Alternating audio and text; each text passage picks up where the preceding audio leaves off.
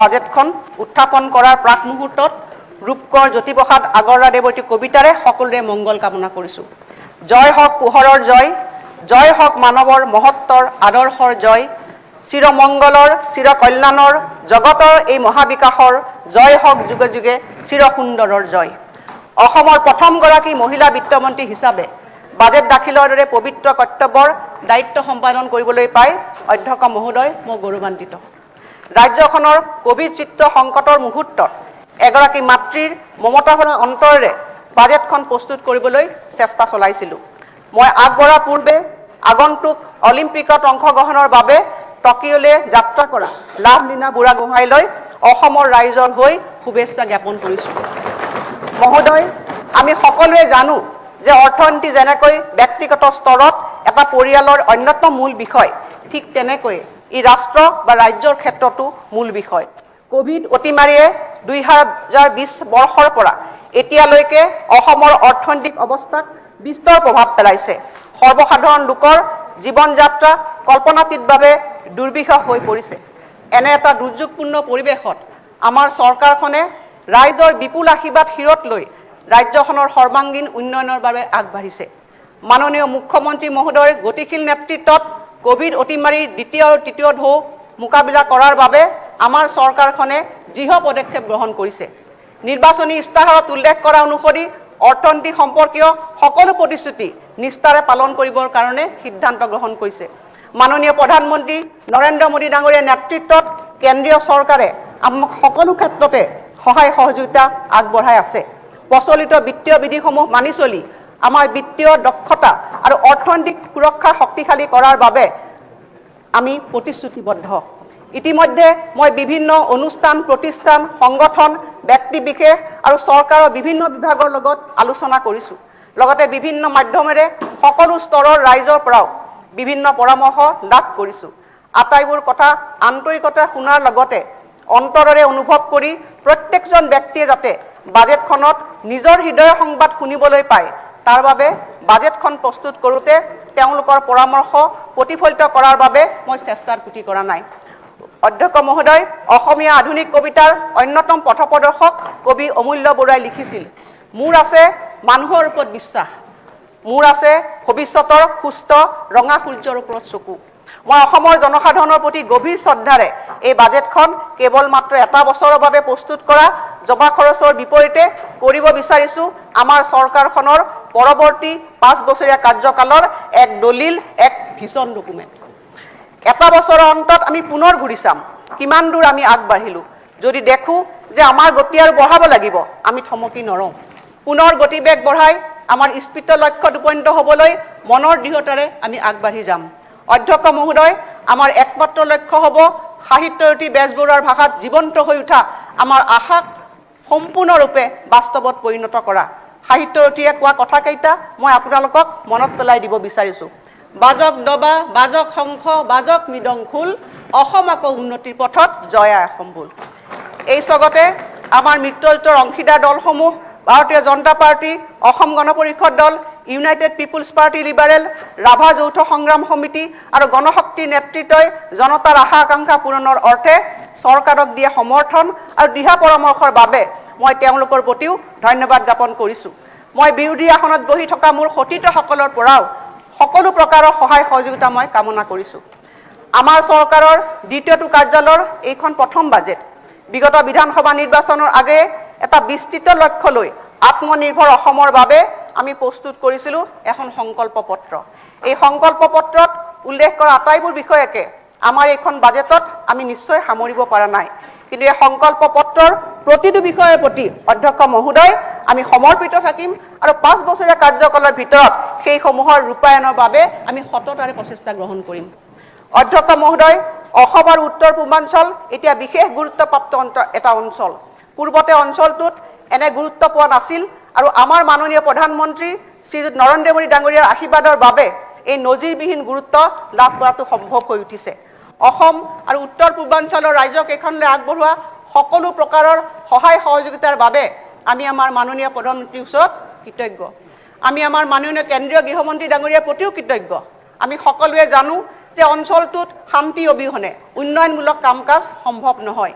এক দূৰদৃষ্টি সম্পন্ন দৃষ্টিভংগীৰে আমাৰ মাননীয় কেন্দ্ৰীয় গৃহমন্ত্ৰী শ্ৰী অমিত শ্বাহ ডাঙৰীয়াই এখন শান্তিপূৰ্ণ উত্তৰ পূব ভাৰতৰ বাবে অক্লান্তভাৱে কাম কৰি আহিছে আৰু অঞ্চলটোৰ সৰ্বাংগীন উন্নয়ন নিশ্চিত কৰিছে। মই এতিয়া আপোনালোকক কোভিড আৰু অৰ্থনীতিৰ বিষয়ে কিছু ক'বলৈ আগবাঢ়িছোঁ।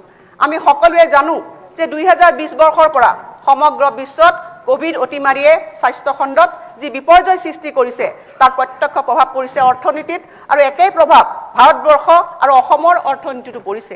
সমগ্ৰ বিশ্বৰ লগতে ভাৰতবৰ্ষয়ো কোভিড অতিমাৰীৰ বিৰুদ্ধে এক অঘোষিত যুদ্ধ কৰিছে আৰু আমি অসমেও এই প্ৰত্যাহ্বান গ্ৰহণ কৰি ইয়াৰ বিৰুদ্ধে যুঁজ চলাই আছোঁ। কোনো কাৰণতে যাতে স্বাস্থ্য খণ্ডৰ যুঁজাৰুসকলে অৰ্থনৈতিকভাৱে কোনো অভাৱ অনুভৱ নকৰে তাৰ বাবে আমাৰ চৰকাৰখন সকলো সময়তে সজাগ আৰু সচেতন হৈ থাকিব।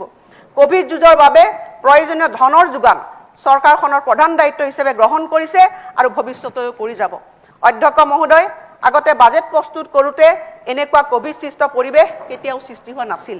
তথাপিও মই দৃঢ়তাৰে কৈছোঁ যে কোভিডৰ প্ৰত্যাহ্বান গ্ৰহণ কৰি কোভিড নিয়ন্ত্ৰণৰ ক্ষেত্ৰত চৰকাৰে দৃঢ়তাৰে কাম কৰি যাব আৰু তাৰ সমান্তৰালভাৱে ৰাজ্যখনৰ উন্নয়নৰ গতি প্ৰবাহো ক্ষীপ্ৰতাৰে আগবঢ়াই লৈ যাব। কোভিড নিয়ন্ত্ৰণৰ ক্ষেত্ৰত ব্যয় হোৱা ধনৰ অভাৱ চৰকাৰে হ'বলৈ দিয়া নাই। কোভিড প্ৰতিষেধকৰ টিকাকৰণক এক জন আন্দোলনলৈ পৰিৱৰ্তন কৰিবলৈ চেষ্টা চলাইছিল, যাৰ অন্তৰত আছিল জন অংশীদাৰিত্ব। ই মুখ্যমন্ত্ৰী ডাঙৰীয়াৰ এক বিনম্ৰ প্ৰয়াস আছিল। তেখেতৰ আহ্বানৰ প্ৰতি অভূতপূৰ্ব সঁহাৰি জনাই অসমৰ জনসাধাৰণ বিভিন্ন অনুষ্ঠান প্ৰতিষ্ঠানে মুক্ত হস্তে দান বৰণি আগবঢ়াই যি সহৃদয়তা প্ৰকাশ কৰিছে তাৰ বাবে তেওঁলোকক এই স্বাগতে মই হৃদয় নিৰ্ভীত কোণৰ পৰা চৰকাৰৰ হৈ কৃতজ্ঞতা জ্ঞাপন কৰিছোঁ। বৰ্তমানৰ অতিমাৰী সময়ত দিনে নিশাই সেৱা আগবঢ়াই থকা আমাৰ হেজাৰ হেজাৰ চিকিৎসক, নাৰ্ছ, পেৰামেডিকেলছ, লেবৰেটৰী টেকনিচিয়ান, এম্বুলেন্সৰ চালক, আশা কৰ্মী আৰু অন্যান্যসকলৰ যদি মই শলাগ নলওঁ আৰু প্ৰশংসা নকৰোঁ তেন্তে মোৰ কৰ্তব্য পালনত ব্যৰ্থ হ'ব বুলি ভাবিব লাগিব।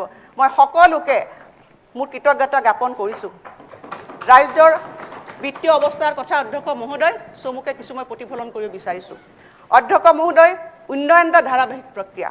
এই প্ৰক্ৰিয়া সুসংহতভাৱে আমাৰ চৰকাৰে আগবঢ়াই নি আছে। মই এই চেগতে ৰাজ্যখনৰ অৰ্থনৈতিক দিশৰো এটা আভাস দিব বিচাৰিছোঁ। এখন ৰাজ্যৰ অৰ্থনৈতিক অৱস্থাৰ প্ৰতিফলন ঘটাব পৰা মূল সূচক হৈছে ৰাজ্যখনৰ মুঠ ঘৰুৱা উৎপাদন GSDP। চলমান মূল্যত 2015-16 বিত্তীয় বৰ্ষত 2,27,959 কোটি টকা হোৱাৰ বিপৰীতে 2019-20 বৰ্ষত ৰাজ্যখনৰ মুঠ ঘৰুৱা উৎপাদন 3,51,318 কোটি টকালৈ বৃদ্ধি হয় আৰু এই সময়ছোৱাত ৰাজ্যখনৰ ঘৰুৱা উৎপাদনৰ বাৰ্ষিক গড় বৃদ্ধিৰ হাৰ আছিল 11.22%। আনহাতে স্থিৰ মূল্যত ৰাজ্যখনৰ ঘৰুৱা উৎপাদন 2015-16 বিত্তীয় বৰ্ষত 1,91,109 কোটি টকা হোৱাৰ বিপৰীতে 2019-20 বৰ্ষত 2,48,796 কোটি টকালৈ বৃদ্ধি পায় আৰু এই সময়ছোৱাত স্থিৰ মূল্যত ৰাজ্যখনৰ ঘৰুৱা উৎপাদনৰ হাৰ হ'ল 7.55%।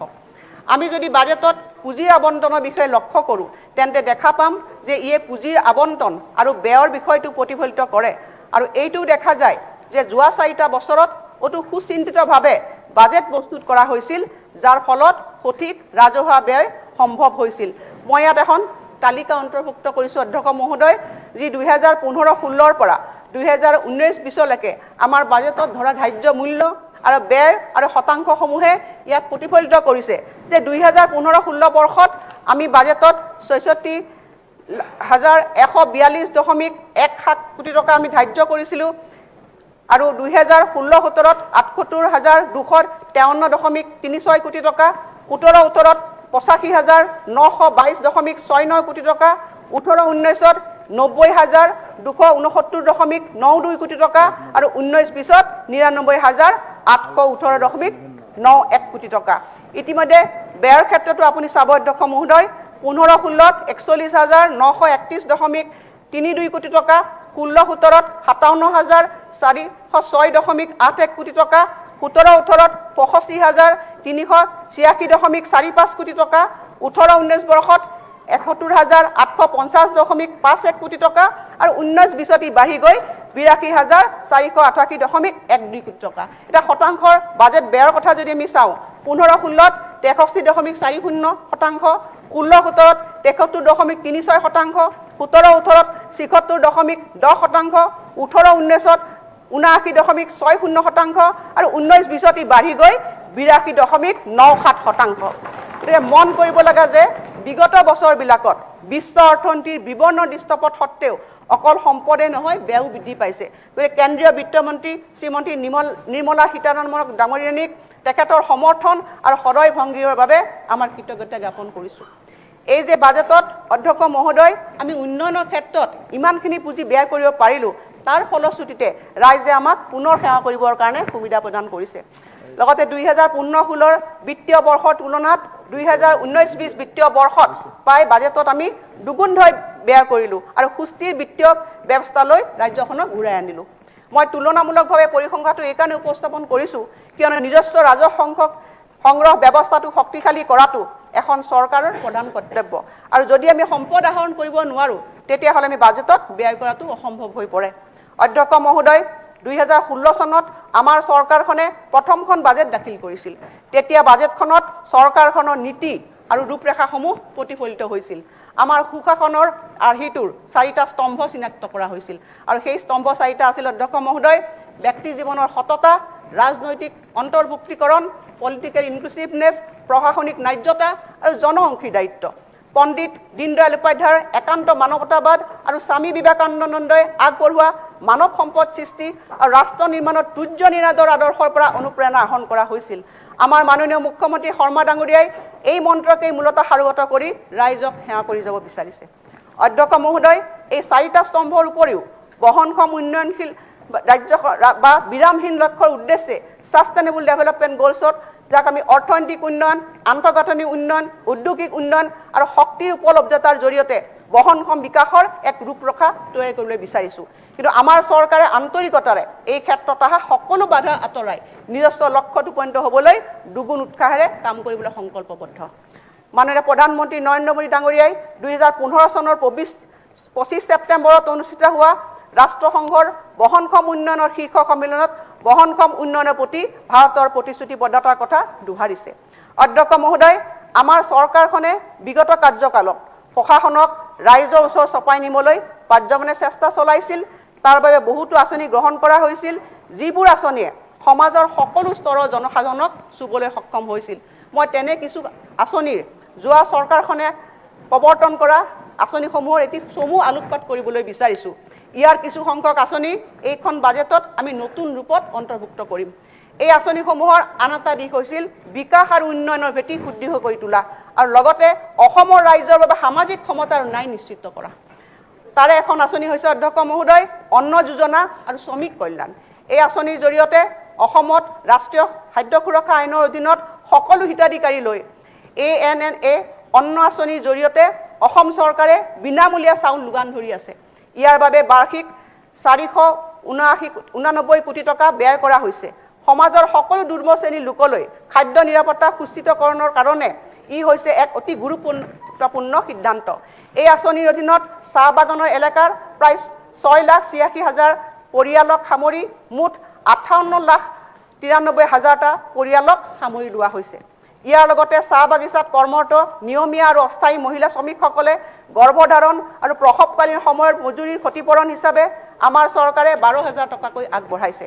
এই আঁচনিখনে নৱজাতক আৰু প্ৰসূতিৰ মৃত্যুৰ হাৰ ৰোধ কৰাত সহায় কৰাৰ লগতে উভয়ৰে পুষ্টি সাধন কৰাত বৰঙণি যোগাইছে। চাহ জনগোষ্ঠীৰ শিক্ষাৰ্থীৰ উচ্চ শিক্ষাৰ অৰ্থেও আঁচনি গ্ৰহণ কৰা হৈছে। চাহ বাগিচা অঞ্চলৰ শৈক্ষিক বিকাশৰ বাবেও ব্যৱস্থা গ্ৰহণ কৰা হৈছে আৰু ইতিমধ্যে 102খন বিদ্যালয় স্থাপন কৰা হৈছে আৰু এই বিদ্যালয়বিলাকৰ বহুতৰে আন্তঃগাঁথনি নিৰ্মাণ হৈ উঠিছে আৰু এই বিদ্যালয়সমূহ মুকলি হ'লে শিক্ষাৰ ক্ষেত্ৰত থকা প্ৰতিবন্ধকতা আঁতৰাত ই এক নিৰ্ণায়ক ভূমিকা গ্ৰহণ কৰিব। যোৱা সময়ছোৱাত অনগ্ৰসৰ অঞ্চলত অৱস্থিত 800খন চাহ বাগিচাৰ প্ৰতিখনৰ লেবাৰ লাইনৰ পথ নিৰ্মাণ কৰিবৰ কাৰণে 1 কোটি টকাকৈ ব্যৱহাৰ কৰা হৈছিল। ফলস্বৰূপে এই অনগ্ৰসৰ অঞ্চলবিলাকলৈ এক শুভ পৰিৱৰ্তন আহিছে। চাহ শ্ৰমিকসকলে যাতে অৱসৰৰ পাছত পাবলগীয়া ভাত্তা নিয়মীয়াকৈ পায় তাৰ বাবে অসম ভাত্তা আঁচনি প্ৰৱৰ্তন কৰা হৈছে। ফলস্বৰূপে এজন শ্ৰমিকে গড়ে 50,000 টকা অৱসৰ ভাত্তা হিচাপে পাবলৈ সক্ষম হ'ব। অধ্যক্ষ মহোদয় অৰুণোদয় আঁচনিৰ কথা আমি সকলোৱে জানো। মই অসম বিধানসভাত 5টা কাৰ্যকাল ধৰি প্ৰতিনিধি হৈ আছোঁ। এটা কথা আত্মপত্যৰে ক'ব পাৰোঁ যে এতিয়ালৈকে ঘোষণা কৰা সকলো আঁচনিৰ ভিতৰত অৰুণোদয় হৈছে এখন শক্তিশালী আঁচনি, যিখন আঁচনিয়ে আত্মনিৰ্ভৰশীলতা, আত্মবিশ্বাস আৰু বলিষ্ঠ লক্ষ্যৰে অসমক আগুৱাই লৈ যাব। যোৱা দশকবোৰত দৰিদ্ৰতা নিৰ্মূলৰ বাবে বিভিন্ন আঁচনি গ্ৰহণ কৰা হৈছিল, কিন্তু দুৰ্ভাগ্যৰ কথা যে এই আঁচনিৰ দ্বাৰা দৰিদ্ৰ লোকসকল সৰ্বাংগীনভাৱে উপকৃত হোৱা দেখা নগ'ল। বহুত আঁচনিৰ জৰিয়তে এক মধ্যভোগী শ্ৰেণীহে সৃষ্টি হ'ল। গতিকে মই এই কথা আন্তৰিকতাৰে বিশ্বাস কৰোঁ যে এই পুঁজি দৰিদ্ৰ লোকসকললৈ হস্তান্তৰ কৰা প্ৰক্ৰিয়াৰ দ্বাৰা এই লোকসকলে দৰিদ্ৰতাৰ পৰা সকাহ পাব আৰু এই আঁচনিৰ জৰিয়তে চিকিৎসা আৰু পুষ্টিকৰ খাদ্যৰ বাবে মাহিলী 830 টকাকৈ আগবঢ়োৱা হৈছে। বৰ্তমানলৈকে এই আঁচনিখন আমাৰ অসমত 20,21,500 লোকে ইয়াৰ সুবিধা লাভ কৰি আহিছে। সংহত সামাজিক সুৰক্ষা আঁচনি। অধ্যক্ষ মহোদয়, এখন নিৰ্বাচিত চৰকাৰৰ দায়িত্ব হৈছে সমাজৰ সকলো লোককে সামাজিক সুৰক্ষা প্ৰদান কৰা। এই ক্ষেত্ৰত বিশেষভাৱে সক্ষম ব্যক্তিসকল, বৃদ্ধসকল, বিধৱাসকল অন্যতম। আমি এই লোকসকলৰ সমস্যাসমূহ নিৰাময় কৰিবৰ কাৰণে সামাজিকভাৱে দায়বদ্ধ। যোৱা 2019-20 বৰ্ষৰ বাজেটত 3খন আঁচনি, ইন্দিৰা মিৰি সাৰ্বজনীন বিধৱা আঁচনি, এই আঁচনিৰ জৰিয়তে বিধৱা হিতাধিকাৰীসকললৈ 25,000 টকাকৈ এককালীন সাহায্য, শ্বহীদ কুশল কোঁৱৰ সাৰ্বজনীন বৃদ্ধ পেঞ্চন, দীনদয়াল উপাধ্যায় দিব্যাংগ পেঞ্চন আঁচনি, এই আঁচনিৰ জৰিয়তে হিতাধিকাৰীসকলে মাহে 1000 টকাকৈ লাভ কৰে। এই 3খন আঁচনি বৰ্তমানে সফলভাৱে ৰূপায়িত হৈ আছে। আজি শ্বহীদ কুশল কোঁৱৰ সাৰ্বজনীন বৃদ্ধ পেঞ্চন আঁচনিত 13,24,089 গৰাকী, ইন্দিৰা মিৰি সাৰ্বজনীন বিধৱা পেঞ্চন আঁচনিৰ অধীনত 1,86,139 গৰাকী আৰু দীনদয়াল উপাধ্যায় দিব্যাংগ পেঞ্চন আঁচনিৰ জৰিয়তে 1,60,612 গৰাকী হিতাধিকাৰীয়ে প্ৰতি মাহে নিজৰ নিজৰ বেংক একাউণ্টত প্ৰত্যক্ষভাৱে মাহিলী পেঞ্চন লাভ কৰি আছে। সন্মানীয় সদনক জনাবলৈ পাই মই সুখী হৈছোঁ যে মাননীয় মুখ্যমন্ত্ৰী মহোদয়ৰ সদিচ্ছাত এই 3খন আঁচনি চিলিংমুক্ত কৰা হৈছে আৰু এতিয়াৰ পৰা প্ৰতি মাহৰ 10 তাৰিখৰ ভিতৰত হিতাধিকাৰীসকলে তেওঁলোকৰ একাউণ্টত এই পুঁজি উপলব্ধ হ'ব। লগতে কেন্দ্ৰীয় অংশ আগতীয়াকৈ মুকলি কৰি দি হিতাধিকাৰীসকলে যাতে সময়মতে লাভালাভ পায় তাৰ বাবেও আমি সিদ্ধান্ত গ্ৰহণ কৰিছোঁ। আমি লগতে এই কথাও নিশ্চিত কৰিছোঁ যে ৰাষ্ট্ৰীয় সাহায্য কাৰ্যসূচীৰ বৃদ্ধ পেঞ্চন যি 6,86,237 গৰাকী হিতাধিকাৰী, বিধৱা পেঞ্চনধাৰী 1,11,974 গৰাকী সকলোৱে প্ৰতি মাহৰ 10 তাৰিখৰ ভিতৰত বেংক একাউণ্টত তেওঁলোকৰ প্ৰাপ্য ধন লাভ কৰিব। অসম মালা। অধ্যক্ষ মহোদয়, যোগাযোগ ব্যৱস্থাটো হ'ল অন্যতম এক শক্তিশালী মাধ্যম। এখন ৰাজ্যৰ অৰ্থনীতিক আগবঢ়াই লৈ যোৱাত ই প্ৰধান ভূমিকা পালন কৰে। আমাৰ ৰাজ্যৰ গৰিষ্ঠ সংখ্যক লোকৰ যোগাযোগ মাধ্যম হৈছে পথ সংযোগ ব্যৱস্থা। এই ক্ষেত্ৰত মই বিশেষভাৱে উল্লেখ কৰিব বিচাৰিছোঁ নিউ ডেভেলপমেণ্ট বেংক NDB সমৰ্থিত গুৱাহাটী উত্তৰ গুৱাহাটী দলংখন খৰতকীয়াভাৱে বৰ্তমান ই সমাপ্তিৰ পথত। এইখন দলং সম্পূৰ্ণ হ'লে এই দুইটা অঞ্চলৰে লোকৰ এক বৃহৎ অঞ্চল সামৰি উন্নয়নৰ গতিপথ আগুৱাই যাব। আমাৰ চৰকাৰে ৰাজ্যিক ঘাইপথ আৰু জিলাৰ ঘাইপথ সামৰি এক বিস্তৃত কৰ্মসূচী গ্ৰহণ কৰিছে। ইতিমধ্যে এছিয়ান ডেভেলপমেণ্ট বেংকৰ 5,000 কোটি টকাৰ অৰ্থ সাহায্যৰে আৰ্নিপ আৰু এছ্ৰিপ শীৰ্ষক দুটা বহি সাহায্য প্ৰকল্প মঞ্জুৰ হৈছে আৰু এই প্ৰকল্পৰ প্ৰাৰম্ভিক কাম কাজ আৰম্ভ হৈছে আৰু এই প্ৰকল্প সম্পূৰ্ণ হৈ উঠিলে অধ্যক্ষ মহোদয় অসমৰ গোটেই যোগাযোগ ব্যৱস্থাটোৱে এটা ৰূপ পাব। ইতিমধ্যে আমাৰ চৰকাৰখনে ৰাষ্ট্ৰীয় ঘাইপথ নেশ্যনেল হাইৱে অথৰিটি অফ ইণ্ডিয়াৰ অধীনস্থ 701.85 কিলোমিটাৰ আৰু NHIDCL অধীনস্থ 929.23 কিলোমিটাৰ পথ 4 লেনযুক্ত ৰাষ্ট্ৰীয় ঘাইপথলৈ উন্নীতকৰণ কৰিছে। সমান্তৰালভাৱে 2020-21 বৰ্ষতো নতুন ঘাইপথ নিৰ্মাণৰ বাবে পুঁজি আবণ্টিত হৈছে। মাজুলী যোৰহাট সংযোগী দলং নিৰ্মাণৰ কাম চলি আছে আৰু ইয়াৰ ফলত পৃথিৱীৰ বৃহত্তম নদী দ্বীপবাসীৰ দীৰ্ঘদিনীয়া সপোন বাস্তৱত ৰূপায়িত হোৱাৰ পথত। কোভিড অতিমাৰী নিয়ন্ত্ৰণত আমাৰ চৰকাৰৰ ভূমিকা। অধ্যক্ষ মহোদয়, 2020 চনত কোভিড অতিমাৰীয়ে বিশ্বত ত্ৰাসৰ সৃষ্টি কৰাৰ লগতে আমাৰ ৰাজ্যখনো যথেষ্ট ক্ষতিগ্ৰস্ত হৈছিল। এই অতিমাৰীৰ প্ৰভাৱে আমাৰ ৰাজ্যৰ অৰ্থনীতিত প্ৰভাৱ পেলোৱাৰ লগতে জনসাধাৰণৰ স্বাস্থ্যৰ প্ৰতিও ভাবুকি কঢ়িয়াই আনিছে। এনে এক প্ৰত্যাহ্বানপূৰ্ণ সময়ত দেশৰ প্ৰধানমন্ত্ৰী শ্ৰী নৰেন্দ্ৰ মোদী ডাঙৰীয়াৰ সবল নেতৃত্বত আৰু সেই সময়ৰ স্বাস্থ্যমন্ত্ৰী বৰ্তমানৰ মুখ্যমন্ত্ৰী মহোদয়ৰ সুব্যৱস্থাপনাত অন্য ৰাজ্যৰ তুলনাত কোভিডৰ প্ৰথম ঢৌ নিয়ন্ত্ৰণত অসমে সফলতা অৰ্জন কৰিলে। দুৰ্ভাগ্যজনকভাৱে 2021 চনত কোভিডৰ দ্বিতীয়টো ঢৌ আৰম্ভ হৈছে আৰু এই ঢৌ প্ৰতিহত কৰিবলৈ চৰকাৰে নেতৃত্ব বহন কৰিছে আৰু কোভিড যোদ্ধাসকলৰ লগতে চৰকাৰখনে দিনে ৰাতি একাকাৰ কৰি ৰাজ্যবাসীক এই অতিমাৰীৰ পৰা ৰক্ষা কৰিবৰ কাৰণে অহোপুৰুষাৰ্থ চেষ্টা কৰি আছে। বৰ্তমান সময়ত কোভিড চিকিৎসাৰ বাবে চৰকাৰী চিকিৎসালয়ত 20,464খন বিছনা ব্যৱহাৰ কৰি থকা হৈছে। ইয়াৰে 16,461খন আছুতীয়া বিছনা, 2,964খন অক্সিজেনযুক্ত বিছনা, 1,151খন ICU বিছনা হিচাপে ব্যৱহাৰ কৰি থকা হৈছে। আৰু জৰুৰীকালীন সেৱাৰ বাবেও ইমাৰ্জেঞ্চি সেৱাৰ বাবেও 600খন ICU বিছনা নিৰ্মাণ কৰা হৈছে। আৰু তাৰে 200খন গুৱাহাটী চিকিৎসা মহাবিদ্যালয়ত, 100খন সৰু সজাইত থকা অস্থায়ী কোভিড চিকিৎসালয় আৰু ইয়াৰ উপৰি গুৱাহাটী চিকিৎসা মহাবিদ্যালয়ত অতিৰিক্ত এডিশ্যনেলি 200খন বিছনাযুক্ত ICU নিৰ্মাণ কৰি মুকলি কৰা হৈছে। কোভিড অতিমাৰীৰ প্ৰাদুৰ্ভাৱৰ পৰা পূৰ্বে স্বাস্থ্য আন্তঃগাঁথনি বিশেষকৈ শীৰ্ষ পৰ্যায়ৰ স্বাস্থ্য সেৱাৰ সুবিধা চিকিৎসাত মহাবিদ্যালয় হাস্পতালতে সীমাবদ্ধ আছিল।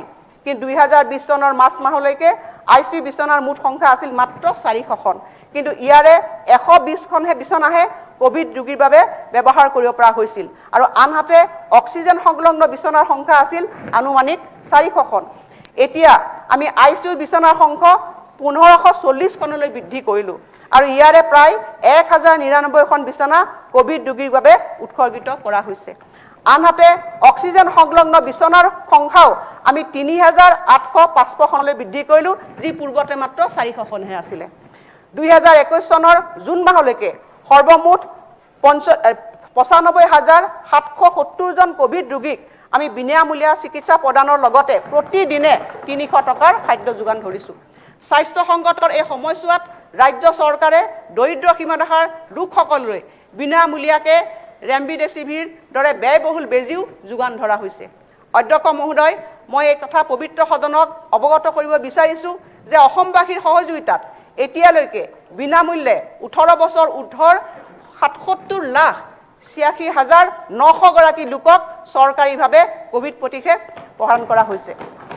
আশা কৰিছোঁ এই অভিযান ক্ষীপ্ৰতাৰে চলিব আৰু অধিক প্ৰতিষেধক প্ৰদান কৰিবলৈ আমাৰ প্ৰচেষ্টা জাৰি থাকিব। বটদ্ৰৱা থানৰ বাবে বিশেষ পদক্ষেপ। শ্ৰীমন্ত শংকৰ হৰি ভকতৰ জানা যেন কল্পতৰু তাহান্ত বিনাই নাই নাই নাই আমাৰ পৰম গুৰু ৰাম আমাৰ পৰম গুৰু। মই প্ৰথমতেই গুৰুজনাৰ চৰণত মূৰ ধুৱাইছোঁ। গুৰুজনাৰ কৰ্মৰাজিৰ বিষয়ে এই সদনত অৱগত কৰাৰ নিশ্চয় প্ৰয়োজন নাই। মহাপুৰুষ গুৰুজনা আমাৰ জাতীয় জীৱনৰ মহানায়ক স্বৰূপ। গুৰুজনাক জগতগুৰু হিচাপে প্ৰতিষ্ঠা কৰাৰ দায়িত্ব কেৱল চৰকাৰে নহয়, ই সমগ্ৰ অসমবাসীৰ এক জাতীয় দায়িত্ব।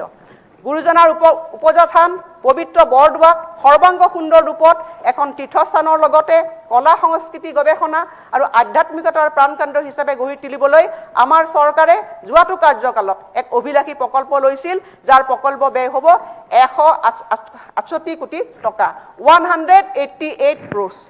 গতিকে অধ্যক্ষ মহোদয়, আপোনালোক সকলোৱে জানে যে এই প্ৰকল্প নিৰ্মাণৰ শুভাৰম্ভ কৰে ভাৰতৰ গৃহমন্ত্ৰী শ্ৰী অমিত শ্বাহ ডাঙৰীয়াই। এই প্ৰকল্পৰ নিৰ্মাণ কাৰ্য সুচাৰুৰূপে চলি আছে। অসমৰ ৰাইজ তথা মাননীয় মুখ্যমন্ত্ৰী ডাঙৰীয়াৰ সপোনৰ প্ৰকল্পটো বাস্তৱত ৰূপায়ণ হৈ উঠিলে ই হ'ব গুৰুজনাৰ প্ৰতি প্ৰকৃত ভক্তি আৰু শ্ৰদ্ধাৰ অঞ্জলি। অধ্যক্ষ মহোদয়, যোৱা 5 বছৰৰ সময়ছোৱা আমাৰ বাবে আছিল ভেটি গঢ়াৰ সময়। আমি অসমৰ ৰাইজৰ বাবে এক সুস্থ ভেটি তৈয়াৰ কৰাত আত্মোৎসৰ্গ কৰিলোঁ, যি ভেটিয়ে ভৱিষ্যত অসমৰ এক ৰূপৰেখা তৈয়াৰ কৰিব। অধ্যক্ষ মহোদয়, কবি হীৰেণ ভট্টাচাৰ্যৰ ভাষাৰে মই কৈছোঁ, মোৰ প্ৰাণৰো প্ৰাণৰ, মোৰ গানৰো গানৰ এই দেশ। মোৰ প্ৰতিটো কামেই, মোৰ প্ৰতিটো চিন্তাই এই দেশৰ বুকুত ৰচে সইজ সোণোৱালী ভৱিষ্যতৰ সপোন। আমাৰ চৰকাৰখনে দায়িত্ব গ্ৰহণ কৰাৰ মুহূৰ্তৰ পৰাই এনে কিছু সিদ্ধান্ত গ্ৰহণ কৰিছে, যিবোৰ সুদূৰ প্ৰসাৰী সিদ্ধান্তই ভৱিষ্যত ৰাজ্যখনক এক নতুন মাত্ৰা প্ৰদান কৰিব। কেবিনেট বৈঠক প্ৰতি সপ্তাহত অনুষ্ঠিত কৰিবলৈ লোৱা সিদ্ধান্তই ক্ষীপ্ৰতাৰে চৰকাৰী সিদ্ধান্তসমূহ বাস্তৱায়িত কৰাত সহায় কৰিব। মহোদয়, ৰাজ্যত নিৰ্ধাৰিত হোৱা নীতিগত সিদ্ধান্তসমূহ তৃণমূল পৰ্যায়ত বাস্তৱায়িত কৰি মূল্যাংকন সুনিশ্চিত কৰিবলৈ প্ৰতিখন জিলাৰ বাবে অভিভাৱক মন্ত্ৰী আৰু অভিভাৱক সচিব নিয়োগ কৰা হৈছে। ৰাজ্যৰ ৰাজহ বৃদ্ধি কৰাটো চৰকাৰৰ এক অন্যতম দায়িত্ব। এই কথা মনত ৰাখি নুমলীগড় তেল শোধনাগাৰত অসম চৰকাৰৰ পুঁজিৰ অংশ বৃদ্ধি কৰিবলৈ নতুন চৰকাৰৰ প্ৰথমখন কেবিনেটতে সিদ্ধান্ত গ্ৰহণ কৰা হয়। ইয়াৰ ফলত নুমলীগড় শোধনাগাৰত চৰকাৰৰ অংশ 26% বৃদ্ধি পাইছে অধ্যক্ষ মহোদয়, আমাৰ চৰকাৰখনে এই সিদ্ধান্ত আসলে বিনিয়োগৰ ইতিহাসত এক সৰ্বশ্ৰেষ্ঠ সিদ্ধান্ত। আজিলৈকে কোনো চৰকাৰে ইমান বৃহৎ পুঁজি এটা ইয়াত বিনিয়োগ কৰিবৰ কাৰণে সাহস কৰিব পৰা নাছিল। মই এই সিদ্ধান্তটোক মই চৰকাৰখনৰ এক সাহসী সিদ্ধান্ত বুলি অভিহিত কৰিছোঁ। ইয়াৰ পিছত আছে 1 লাখ নিবনুৱা সংস্থাপন। কেবিনেটৰ ই আন এটা বলিষ্ঠ সিদ্ধান্ত, যিয়ে নিয়োগ খণ্ডত আনন্দৰ বতৰা কঢ়িয়াই আনিব। ইতিমধ্যে এই ক্ষেত্ৰত মোৰ নেতৃত্বত এখন কমিটি গঠন কৰা হৈছে আৰু এই কমিটিয়ে সকলো দিশ চালি জাৰি চাই কেবিনেটক সিদ্ধান্তসমূহ শীঘ্ৰেই অৱগত কৰিব। মুখ্যমন্ত্ৰী মহোদয়ে নতুনকৈ 4টা নতুন আৰক্ষী বেটেলিয়ন গঠন আৰু 4টা ফৰেনচিক গৱেষণাগাৰ স্থাপনৰ সিদ্ধান্ত গ্ৰহণ কৰিছে। তাতো বহু নতুন পদৰ সৃষ্টি হ'ব। চৰকাৰে অসম ক্ষুদ্ৰ বিত্তীয় অনুদান আৰু সকাহ আঁচনিৰ জৰিয়তে বিভিন্ন বিত্তীয় প্ৰতিষ্ঠানৰ পৰা ঋণ গ্ৰহণ কৰি ক্ষতিগ্ৰস্ত হোৱা মহিলাসকলক সকাহ দিয়াৰ উদ্দেশ্যে এক উদ্যোগ গ্ৰহণ কৰিছে। ইতিমধ্যে মাননীয় মন্ত্ৰী সিংঘালৰ নেতৃত্বত এক কমিটি গঠন কৰা হৈছে আৰু এই কমিটিয়ে এই ক্ষেত্ৰত কাৰ্যকৰী পন্থা ল'বলৈ আগবাঢ়িছে। মই পিছৰ পৰ্যায়ত ইয়াৰ বিষয়ে বিস্তৃতভাৱে আপোনালোকক অৱগত কৰিম। যুৱকসকল আমাৰ দেশৰ ভৱিষ্যত, কিন্তু এই ভৱিষ্যত প্ৰজন্ম ড্ৰাগছৰ কবলত পৰা দেখা গৈছে। ফলস্বৰূপে এক অন্ধকাৰ ভৱিষ্যতৰ দিশে এই যুৱ প্ৰজন্ম আগুৱাই গৈছে। এই প্ৰৱণতাক আমি ৰোধ কৰিবই লাগিব আৰু এই ক্ষেত্ৰত আমাৰ চৰকাৰ প্ৰতিশ্ৰুতিবদ্ধ। মুখ্যমন্ত্ৰী ডাঙৰীয়াৰ পৃষ্ঠপোষকতাত এক কঠোৰ ড্ৰাগছ বিৰোধী অভিযান আৰম্ভ কৰা হৈছে। এই অভিযানত ইতিমধ্যে 135 কোটি মূল্যৰ নিচাযুক্ত দ্ৰব্য আৰু ড্ৰাগছ জব্দ হৈছে। এই অভিযানত নিজৰ সততা আৰু সাহসিকতাৰ পৰিচয় দিয়া কাৰ্বি আংলং জিলাৰ গৃহৰক্ষী জোৱান বৰ সিং বেগ পুৰস্কাৰ স্বৰূপে অসম আৰক্ষীত কনিষ্টবল হিচাপে নিযুক্তি প্ৰদান কৰা হৈছে। অধ্যক্ষ মহোদয়, ই হৈছে আমাৰ চৰকাৰখনৰ এক বিনম্ৰ আৰম্ভণিহে। ভৱিষ্যতেও ৰাজ্যখন সম্পূৰ্ণৰূপে ড্ৰাগছ মুক্ত নোহোৱালৈ এই অভিযান অব্যাহত থাকিব। তদুপৰি এই ড্ৰাগছ মুক্ত অভিযানৰ ধাৰাবাহিকতা অব্যাহত ৰখাত স্বাৰ্থত আমাৰ ৰাজ্য অসমত এক নাৰ্কটিক্স কণ্ট্ৰল ব্যুৰো স্থাপন কৰিবৰ কাৰণে পদক্ষেপ গ্ৰহণ কৰা হৈছে। মাননীয় কেন্দ্ৰীয় গৃহমন্ত্ৰী অমিত শ্বাহ ডাঙৰীয়াই এই ভয়ানক আপদ নিৰাময় কৰাৰ ক্ষেত্ৰত আগবঢ়োৱা সমৰ্থন আৰু দিহা পৰামৰ্শৰ বাবে আমি কৃতজ্ঞ। অধ্যক্ষ মহোদয়, ৰাজ্যখনত অবৈধভাৱে চলি থকা কয়লা সৰবৰাহ ৰোধ কৰিবৰ কাৰণে চৰকাৰে কঠোৰ পদক্ষেপ গ্ৰহণ কৰিছে। আমাৰ চৰকাৰৰ সিদ্ধান্ত যে কোনো ধৰণৰ অবৈধ সৰবৰাহ এই চৰকাৰখনে সহ্য নকৰে আৰু এই ক্ষেত্ৰত মুখ্যমন্ত্ৰী ডাঙৰীয়াই 0 টলাৰেন্স ঘোষণা কৰিছে। গতিকে এই অবৈধ সৰবৰাহ তথা ৰাজহ ফাঁকিৰ বিৰুদ্ধে SOP মানসম্পন্ন পৰিচালনা বিধি প্ৰৱৰ্তন কৰা হৈছে। এই ব্যৱস্থাপনা ভৱিষ্যতে অবৈধ সৰবৰাহ আৰু কৰ ফাঁকি ৰোধ কৰাত সহায়ক হ'ব বুলি আশা কৰা হৈছে। অধ্যক্ষ মহোদয়, আপোনালোকে জানি ভাল পাব যে অসমৰ বিশিষ্ট ব্যক্তিসকলে আগবঢ়াই অহা সেৱাৰ স্বীকৃতি স্বৰূপে আমাৰ চৰকাৰে অসম ৰত্ন, অসম বিভূষণ, অসম ভূষণ আৰু অসম শ্ৰী নামেৰে ৰাজ্যিক সৰ্বোচ্চ অসামৰিক বঁটা সৃষ্টি কৰিছে। তদুপৰি প্ৰয়াত হোমেন বৰগোহাঁইৰ জন্মদিৱসত সাহিত্যিক পেঞ্চন, অৰ্জুন বঁটাপ্ৰাপ্ত শ্ৰী ভোগেশ্বৰ বৰুৱাৰ জন্মদিৱসত ক্ৰীড়া পেঞ্চন আৰু জ্যোতিপ্ৰসাদ আগৰৰ জন্মদিৱসত শিল্পী পেঞ্চন প্ৰদানৰ বাবে ৰাজ্যিক কেবিনেটে অনুমোদন জনাইছে। অধ্যক্ষ মহোদয়, মই সদনক জনাবলৈ পাই গৌৰৱ অনুভৱ কৰিছোঁ যে সকলো অংশীদাৰৰ লগত আলোচনা কৰাৰ পিছত ৰাজ্য চৰকাৰে চাহ বনুৱাসকলৰ দৈনিক মজুৰি 38 টকালৈ বৃদ্ধি কৰিছে। পৰৱৰ্তী সময়ত এই ক্ষেত্ৰত আমাৰ কাম কাজ অধিক আমি আগবঢ়াই লৈ যাম। মহোদয়, বড়োলেণ্ড আঞ্চলিক পৰিষদ BTCৰ অধীনত অঞ্চলবিলাকত বিভিন্ন খণ্ডৰ উন্নয়নমূলক আঁচনিসমূহ ৰূপায়ণৰ তদাৰক কৰাৰ বাবে BTCৰ জিলাসমূহৰ উপায়ুক্তসকলক দায়িত্ব অৰ্পণ কৰা হৈছে আৰু বড়োলেণ্ড এলেকাৰ বাবে এটা নতুন বিভাগ সৃষ্টি কৰাৰো সিদ্ধান্ত গ্ৰহণ কৰা হৈছে। মই আমাৰ কাম কাজসমূহৰ ওপৰত এক চমু আলোকপাত কৰিলোঁ। ভৱিষ্যতে আমি ৰাজ্যখন পৰিচালনা কৰাত অধিক দায়বদ্ধ হৈ কাম কৰি যাম। অধ্যক্ষ মহোদয়, ইয়াৰ পিছত মই আৰু গুৰুত্বপূৰ্ণ কিছু আমাৰ আঁচনিৰ বিষয়ে ক'বলৈ আগবাঢ়িছোঁ। অধ্যক্ষ মহোদয়, ইয়াৰ ভিতৰত আছে অষ্টাদশ মুকুতাৰ উন্নয়নী মালা। অধ্যক্ষ মহোদয়, যোৱা 2 দশক ধৰি মই ৰাজনীতিৰ সৈতে জড়িত হৈ আছোঁ। এই সময়ছোৱাত কেন্দ্ৰ চৰকাৰ, বিভিন্ন ৰাজ্য চৰকাৰ আৰু আমাৰ ৰাজ্য চৰকাৰে বহু বাজেট মই দেখি আহিছোঁ। মই অনুভৱ কৰোঁ যে ধৈৰ্যবাহী আঁচনিবোৰ কেন্দ্ৰীয় চৰকাৰৰ বাজেটৰ সমাৰ্থক। অসমত ধৈৰ্যবাহী আঁচনিৰ বিষয়ে কোনো ধাৰণাই নাছিল। ইয়াৰ আঁৰৰ কাৰণটো আছিল সুস্পষ্ট তেনে আঁচনি ঘোষণা কৰিবলৈ আমাৰ সম্পদৰ অভাৱ আছিল। অধ্যক্ষ মহোদয়, সকলোকে ডাঙৰ কথাটো আছিল যে আমাৰ সীমিত সম্পদৰে আমি কোনো ডাঙৰ প্ৰকল্প হাতত ল'ব পাৰি বুলি আমি চিন্তাই কৰিব নোৱাৰিছিলোঁ। আমাৰ মাননীয় মুখ্যমন্ত্ৰী মহোদয়ে পূৰ্বে বিত্তমন্ত্ৰী হৈ থাকোঁতে ঘোষণা কৰা অষ্টাদশ মুকুতাৰ উন্নয়নী মালা শীৰ্ষক আঁচনিসমূহ আছিল এই ক্ষেত্ৰত ৰাজ্যখনত প্ৰথম প্ৰয়াস। মহোদয়, আন্তঃগাঁথনি উন্নয়নৰ পৰা সামাজিক খণ্ডলৈ আৰু সৰ্বাধিক বিনিয়োগৰ ক্ষেত্ৰলৈকে বিভিন্ন গুৰুত্বপূৰ্ণ আঁচনি এই অষ্টাদশ মুকুতাৰ উন্নয়নী মালাত অন্তৰ্গত হৈ আছে। এই আঁচনিখনৰ ধাৰণটো স্বভাৱতে সৰল আৰু গতিশীল। এই আঁচনিসমূহ সাৱধানতাৰে চয়ন আৰু সজোৱা হৈছে। যদি পৰৱৰ্তী সময়ত ৰাজ্যৰ প্ৰয়োজনৰ পৰিপ্ৰেক্ষিতত গুৰুত্বপূৰ্ণ আঁচনিৰ প্ৰসংগ আহি পৰে, তেতিয়া পুৰণি আঁচনিসমূহ গুৰু আঁচনি বা বিভাগীয় আঁচনিলৈ মসৃণভাৱে পৰিৱৰ্তিত কৰা হয়। অধ্যক্ষ মহোদয়, অষ্টাদশ মুকুতাৰ উন্নয়নী মালা আঁচনিসমূহ সময়ৰ কষ্টিশীলত উত্তীৰ্ণ হৈছে। প্ৰতিখন আঁচনিয়ে নিজস্ব যোগ্যতাৰে গুৰুত্বপূৰ্ণ বুলি বিবেচিত হৈছে। মই এতিয়া তালিকাখনৰ প্ৰস্তাৱ আৰম্ভ কৰিবলৈ ওলাইছোঁ। অধ্যক্ষ মহোদয়, প্ৰথমতে আছে যে মাননীয় মুখ্যমন্ত্ৰীৰ কোভিড সাহায্য আঁচনি। অধ্যক্ষ মহোদয়, মোৰ ভাষণৰ পূৰ্বতে মই কৈছিলোঁ, মই কোভিডৰ প্ৰভাৱ আৰু ইয়াৰ ফলত মানুহে ভোগ কৰা দুখ কষ্টৰ বিষয়ে আলোকপাত কৰিছিলোঁ।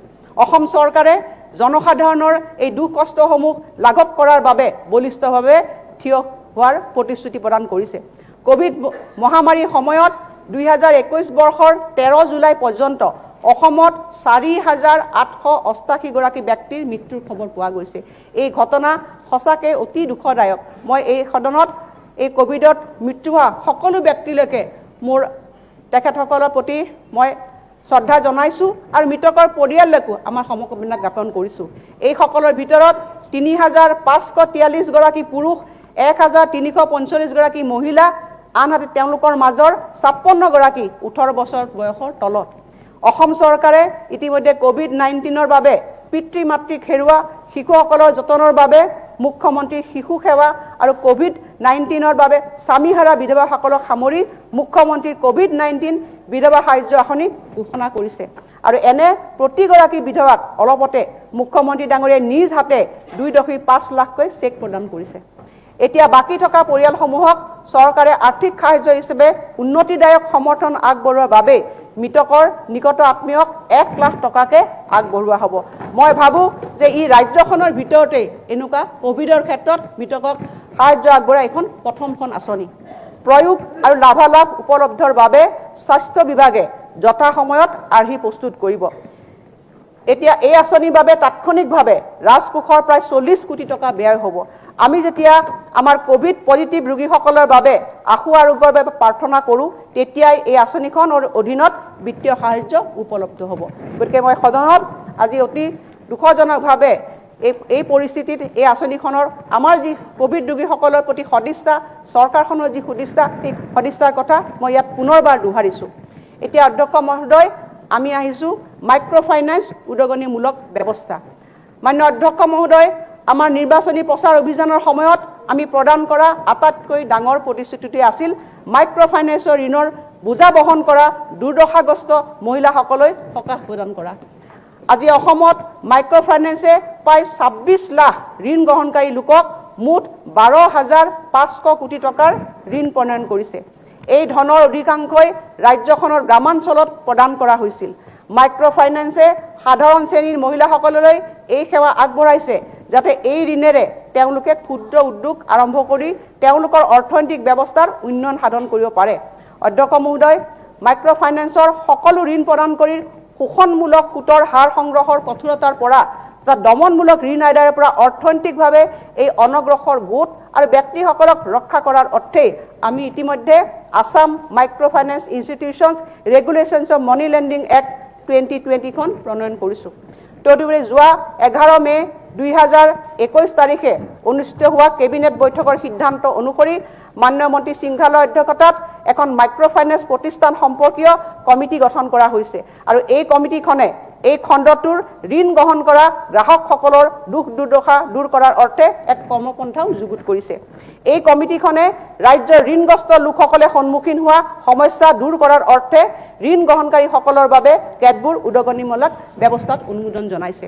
সেই অনুসৰি মাইক্ৰ' ফাইনেন্সৰ ঋণ গ্ৰহণকাৰী লোকসকলক সকাহ দিয়াৰ অৰ্থে কেবিনেটে Assam micro' finance incentive and relief scheme 2021 নামৰ আঁচনিখনত অনুমোদন দিছে। এই আঁচনিখনৰ অধ্যক্ষ মহোদয় বৈশিষ্ট্যটো হ'ল যে লোকসকলক তিনিটা ভাগত শ্ৰেণীভুক্ত কৰা। শ্ৰেণী 1ৰ অধীনত নিয়মিতভাৱে ঋণ পৰিশোধ কৰি থকা গ্ৰাহকসকলক অন্তৰ্ভুক্ত কৰা হৈছে আৰু ঋণ পৰিশোধৰ ক্ষেত্ৰত তেওঁলোকে নিয়মানুবৰ্তিতা মানি চলাৰ বাবে উদগনি হিচাপে 25,000 টকাৰ এক সাহায্য প্ৰদান কৰাৰ বাবে ব্যৱস্থা গ্ৰহণ কৰা হৈছে। যিসকল গ্ৰাহকে 1ৰ পৰা 89 দিনলৈ ঋণ পৰিশোধ নকৰাকৈ আছে সেইসকল গ্ৰাহকক শ্ৰেণী 2 অধীনত অন্তৰ্ভুক্ত কৰা হৈছে আৰু এই গ্ৰাহকসকলে পৰিশোধ নকৰাকৈ থকা ধনৰাশি প্ৰদান কৰা হ'ব আৰু তাৰ পিছত এবাৰ তেওঁলোকৰ একাউণ্টসমূহ মানসম্পন্ন হিচাপে শ্ৰেণীভুক্ত হোৱাৰ পিছত আৰু সময়মতে তেওঁলোকে কিস্তিসমূহ পৰিশোধ হোৱাৰ পিছত পৰিশোধ আৰম্ভ কৰাৰ পিছত তেওঁলোকে 25,000 টকাৰ উদগনি লাভ কৰাৰ বাবে যোগ্য বিবেচিত হ'ব।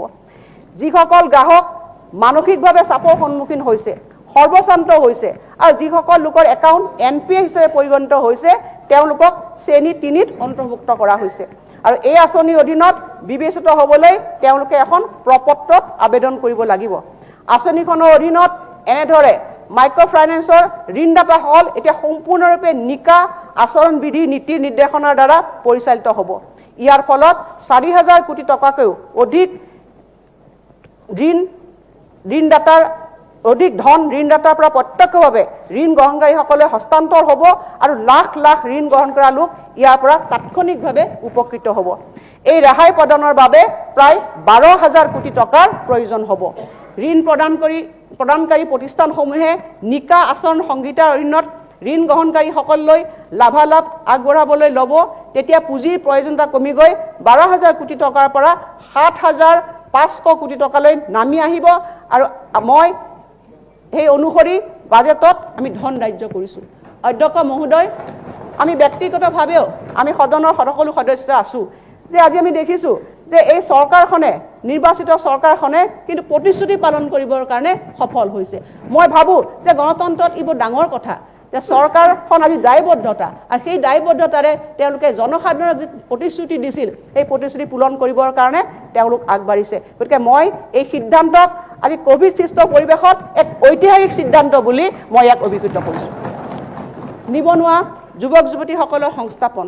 অধ্যক্ষ ডাঙৰীয়া, শিক্ষিত নিবনুৱা যুৱক যুৱতীসকলৰ সংস্থাপন হৈছে ৰাজ্যখনৰ বাবে এক অন্যতম প্ৰধান উদ্বেগৰ বিষয়। এই সমস্যাটোৰ নেতিবাচক প্ৰভাৱ হ্ৰাস কৰাৰ অৰ্থে অসমৰ মাননীয় মুখ্যমন্ত্ৰী ডাঙৰীয়া নেতৃত্বাধীন চৰকাৰখনে 2021 বৰ্ষৰ 11 মে' তাৰিখে অনুষ্ঠিত প্ৰথম কেবিনেট বৈঠকত চৰকাৰী খণ্ডত ৰাজ্যখনৰ 1 লাখ শিক্ষিত যুৱ যুৱতীক নিযুক্তি প্ৰদান প্ৰক্ৰিয়া আৰম্ভ কৰিবলৈ সিদ্ধান্ত গ্ৰহণ কৰে। এই নিযুক্তি প্ৰক্ৰিয়া ক্ষীপ্ৰ কৰাৰ অৰ্থে মোৰ অধ্যক্ষতাত এখন কমিটি গঠন কৰা হৈছে। সেই অনুসৰি বৰ্তমান সময়ত প্ৰয়োজনীয়তা থকা আৰু প্ৰয়োজনীয়তা নথকা এই দুইটা দিশে বিবেচনা কৰি মঞ্জুৰীকৃত খালী পদৰ বৰ্তমান স্থিতি সম্পৰ্কে জনাবলৈ এই কমিটিখনে সকলো প্ৰশাসনীয় বিভাগক আমি অনুৰোধ জনাইছোঁ। এতিয়ালৈকে প্ৰায় সকলো বিভাগে তেওঁলোকৰ বিভাগসমূহত থকা বৰ্তমানৰ খালী পদ সম্পৰ্কে আৰু প্ৰয়োজনীয়তা অনুসৰি নতুন পদৰ সৃষ্টি সম্পৰ্কে কমিটিক অৱগত কৰিছে আৰু প্ৰায় 1 লাখ খালী পদ তথা নতুন পদ সৃষ্টিৰ বাবে আমি প্ৰস্তাৱ লাভ কৰিছোঁ। বিভিন্ন বিভাগৰ প্ৰয়োজনীয় খালী পদ সম্পৰ্কে আমি ইয়াত এখন তালিকাও অন্তৰ্ভুক্ত কৰিছোঁ। অধ্যক্ষ মহোদয়, যথেষ্ট দীঘল এখন তালিকা, মই তালিকাখন পঢ়া নাই, মাননীয় সদস্যসকলক ইয়াত মই হাউচতে লে কৰিছোঁ। ইতিমধ্যে আমি প্ৰায় 1,93,43 আমি ইয়াত নতুন পদৰ সৈতে পূৰণ কৰিবলগীয়া মুঠ পদৰ সংখ্যা আমি ইয়াত পাইছোঁ। এইটো মাথো এক সূচক তালিকা আৰু বিভাগসমূহে দাখিল কৰা প্ৰয়োজনীয় পদৰ তালিকা আৰু আৱশ্যকীয় আৰু অনাৱশ্যকীয় পদৰ কাৰকসমূহ বিবেচনা কৰি ইয়াৰ সম্পূৰ্ণ বিশ্লেষণ কৰাৰ পিছত প্ৰকৃত সংখ্যাৰ কিছু তাৰতম্য হ'ব পাৰে।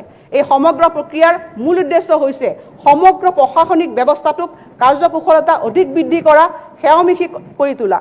খালী পদসমূহ গণনা কৰাৰ সময়ত আমাৰ নৱগঠিত জিলাসমূহ, মহকুমাসমূহ, চিকিৎসালয় আদিৰ প্ৰয়োজনীয় পদৰ বিষয়েও বিবেচনা কৰা হ'ব।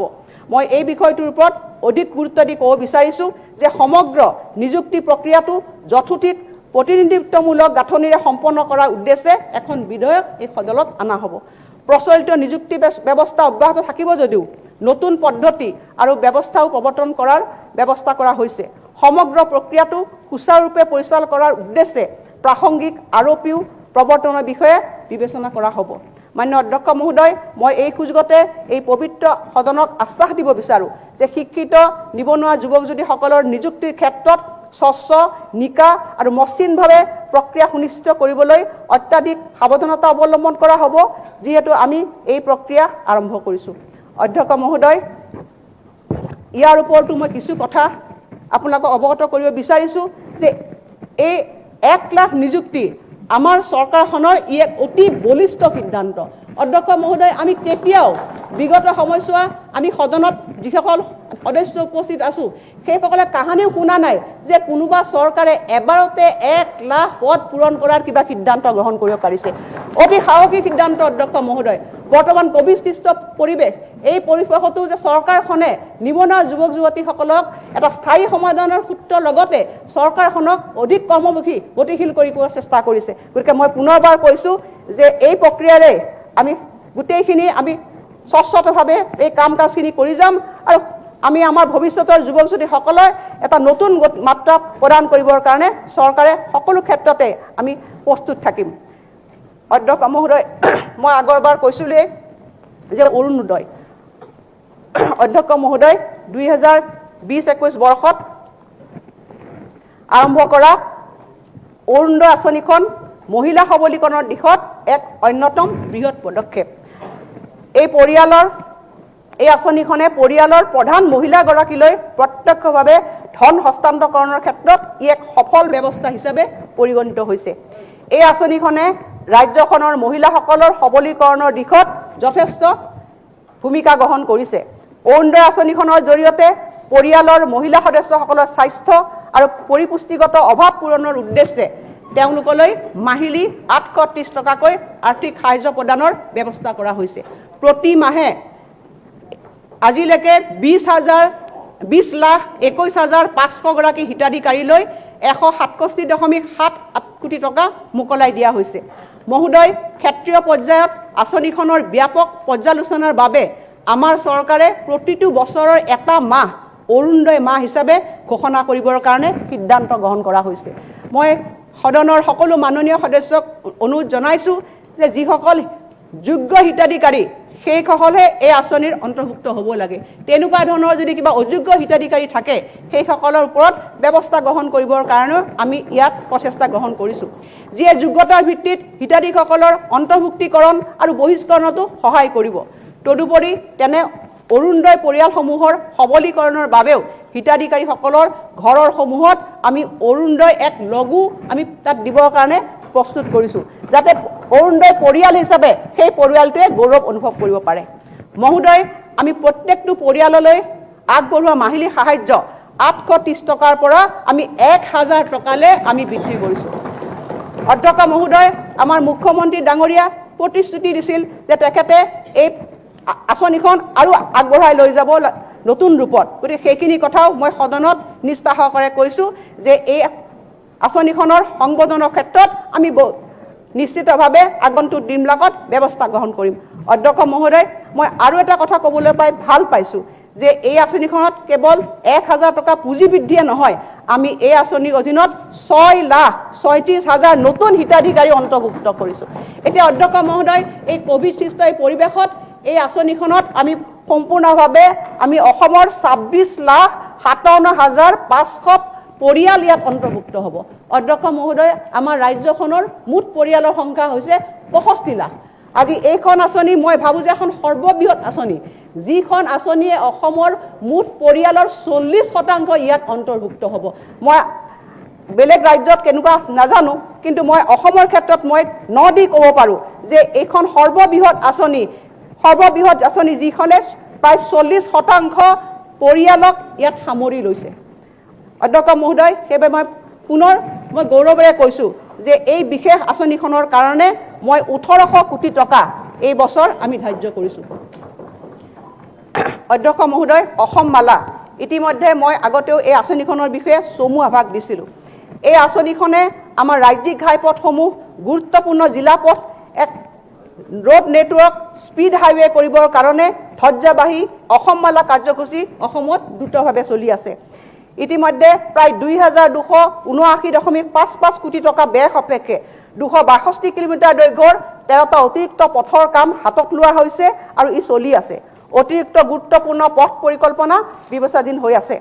অসম মালাৰ অধীনত ৰূপায়ণ কৰিবলগীয়া প্ৰায় ৫,৫৫৬.২৫ কোটি টকা মুঠ দুটা বহি সাহায্যপ্ৰাপ্ত প্ৰকল্প ক্ৰমে ২৫০ কিলোমিটাৰৰ বাবে AIBৰ সাহায্যপ্ৰাপ্ত আৰু এছট্ৰিপৰ ৩১৩ কিলোমিটাৰৰ বাবে ADBৰ সাহায্যপ্ৰাপ্ত আৰ্নিপৰ প্ৰকল্প যুগুতকৰণৰ কাম আগবাঢ়িছে আৰু ইয়াৰ আহৰণৰ কামো চলি আছে। চলিত বৰ্ষতে ইয়াৰ কাম কাজ আৰম্ভ হ'ব। চলিত বৰ্ষত আৰু 4টা পথৰ কাম আমি হাতত লৈছোঁ আৰু আমাৰ সফল প্ৰয়াসক আগবঢ়াই নিবলৈ চেষ্টা কৰিছোঁ। ১ নম্বৰতে হ'ল ৭৪ কিলোমিটাৰ দৈৰ্ঘ্যৰ কোকৰাঝাৰৰ পৰা বাছবাৰী হৈ ৰূপসী বিমানবন্দৰলৈ। দ্বিতীয়তে হৈছে ৫০ কিলোমিটাৰ দৈৰ্ঘ্যৰ ৰৌতাৰ পৰা মিছামাৰীলৈকে। তৃতীয়তে হৈছে ঘগ্ৰাবস্তি হৈ গহপুৰ ধলপুৰ ২৮ কিলোমিটাৰ পথ আৰু চতুৰ্থতে হৈছে ৩৮ কিলোমিটাৰ দৈৰ্ঘ্যৰ ৰাষ্ট্ৰীয় ঘাইপথ ৫২ ডিৰাকঘেট আৰু বিজুলী ভৱন টু পেঙেৰি। তদুপৰি অন্যান্য পথৰ কাষত ১ কিলোমিটাৰ এখন গুৰুত্বপূৰ্ণ দলঙেৰে লখিমপুৰ আৰু বেবেজিয়াৰ মাজত নিশ্চিহ্ন মিচিং লিংক আছে ঘূনাসুতিত সংযুক্ত কৰা হ'ব। কুমাৰীকাটা আৰু জালহৰ মাজত পাগলাদিয়া নদীৰ ওপৰত ১.২ কিলোমিটাৰ দৈৰ্ঘ্যৰ এখন গুৰুত্বপূৰ্ণ দলঙেৰে আমি আন এটা মিচিং লিংকো সংযুক্ত কৰাৰ প্ৰস্তাৱ গ্ৰহণ কৰিছোঁ। PWDয়ে বছৰিকা পথৰ অৱস্থাৰ জৰীপ কৰিবলৈ আৰম্ভ কৰিছে আৰু ইয়াৰ ভিত্তিত তেনে প্ৰকল্পসমূহৰ সিদ্ধান্ত লৈছে।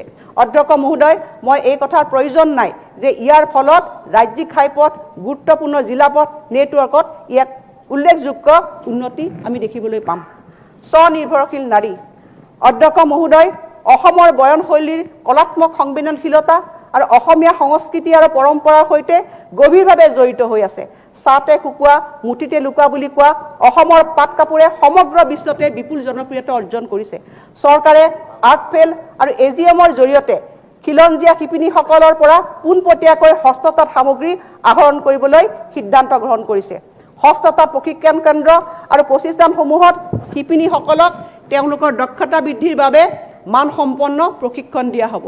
উৎপাদিত সামগ্ৰীৰ নিৰিখ স্থিৰ কৰিবৰ কাৰণে ৪ৰ পৰা ৫টা মানসম্পন্ন মাপকাঠি বেঞ্চমাৰ্কৰো ঠিক কৰা হৈছে।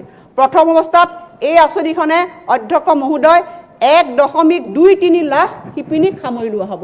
মই এই আঁচনিখনকো আমাৰ অসমৰ লাখ লাখ শিপিনীৰ চৰণত মই উৎসৰ্গা কৰিছোঁ অধ্যক্ষ মহোদয়। কাৰণ মই এই সদনত মই নিজে দেখিছোঁ অধ্যক্ষ মহোদয়, শিপিনীসকলক এমুঠি সূতা দিয়া হয়, কিন্তু শিপিনীসকল আমি আৰ্থিকভাৱে কিন্তু এইবিলাক আঁচনি গ্ৰহণ কৰি আমি আৰ্থিকভাৱে আমি স্বাৱলম্বী হ'ব পৰা নাই। মই আশা কৰিছোঁ অধ্যক্ষ মহোদয়, এই আঁচনিখনে আমাৰ শিপিনীসকলক তেওঁলোকৰ কেপাচিটি বিল্ড আপ কৰাব, তেওঁলোকক মাৰ্কেট লিংকেজ তেওঁলোকক দিব আৰু তেওঁলোকে নতুন দৃষ্টিভংগীৰে ব্যৱসায়িক ভিত্তিত কাম কৰিবলৈ তেওঁলোকে সক্ষম হ'ব। অসম আৰু অন্যান্য ৰাজ্যসমূহত আৰ্টফেড আৰু AGMC জৰিয়তে আনুষ্ঠানিক বাণিজ্য মাৰ্গৰ জৰিয়তে বিক্ৰী কৰিব পৰাকৈ এই উৎপাদিত সামগ্ৰীসকলে এটা ব্ৰেণ্ডৰ ধাৰণা আমি দিছোঁ অধ্যক্ষ। আমাক বস্তুবিলাক বিক্ৰী কৰিবলৈ হ'লে এটা সুনিৰ্দিষ্ট ব্ৰেণ্ড লাগে, যাতে আমাৰ উৎপাদিত সামগ্ৰীবিলাক তেওঁলোকে প্ৰডিউচ কৰা সামগ্ৰীবিলাক যাতে ব্ৰেণ্ডৰ জৰিয়তে যাতে আমি বিক্ৰী কৰিব পাৰোঁ, এই আঁচনিত তাতো ইয়াত অন্তৰ্ভুক্ত হৈ আছে। ৰাজ্যখনৰ বাহিৰত থকা সকলোবোৰ অসম ভ্ৰমণত গুৰুত্বপূৰ্ণ বিমানবন্দৰসমূহত আৰু বিক্ৰী কেন্দ্ৰবিলাক খোলা হ'ব। ৰাষ্ট্ৰীয় আৰু আন্তঃৰাষ্ট্ৰীয় বজাৰত বৃদ্ধি কৰিবলৈ হ'লে বাণিজ্যিক পৰ্টেল আৰু এপ্লিকেশ্যন উত্থাপন কৰা হ'ব। লগতে হস্ততাঁত পৰ্যটনৰ প্ৰসাৰ ঘটোৱা হ'ব, যি যুৱক যুৱতীসকলক নিয়োগৰ সুযোগ প্ৰদান কৰি এক অতিৰিক্ত ব্যৱসায়ৰ বাণিজ্য মাৰ্গ হৈ উঠিব। আৰু লগতে অধ্যক্ষ মহোদয়, আমাৰ অসমৰ শিপিনীসকলে গামোচা বয়, আমাৰ বিভিন্ন শিপিনীসকলে আমি আৰণাই বয়। গতিকে আমাৰ অসমখনত আজি আমি এই শিপিনীসকলক আমি আগবঢ়াই নিবই লাগিব। আৰু সেইকাৰণে এই আঁচনিখনৰ জৰিয়তে অধ্যক্ষ মহোদয়, আমাৰ ৰাজ্যখনত আমাৰ নিবনুৱা শিপিনীসকলে আমাৰ অৰ্থনৈতিকভাৱে আমি লাভান্বিত হ'ম আৰু লগতে নিবনুৱা আমাৰ যিসকল যুৱতী আছে, মহিলাসকল আছে, আইসকল আছে, অৰ্থনৈতিকভাৱে তেওঁলোক সমৃদ্ধিশালী হ'বৰ কাৰণে তেওঁলোকে সক্ষম হ'ব। ইয়াৰ বাবে অধ্যক্ষ মহোদয়, মই বাজেটত ১০০ কোটি টকা পুঁজি ধাৰ্য কৰিছোঁ আৰু এইটো কথাও পুনৰবাৰ দোহাৰিছোঁ অধ্যক্ষ মহোদয়, ইয়াৰ বাবে ভৱিষ্যতে যিমান পুঁজিৰ প্ৰয়োজন হ'ব আমি সকলো পুঁজি এই আঁচনিত আমি দিবলৈ চেষ্টা কৰিম। অধ্যক্ষ মহোদয়, ইয়াৰ পিছত মই আৰু এখন গুৰুত্বপূৰ্ণ আঁচনিৰ বিষয়ে আহিছোঁ।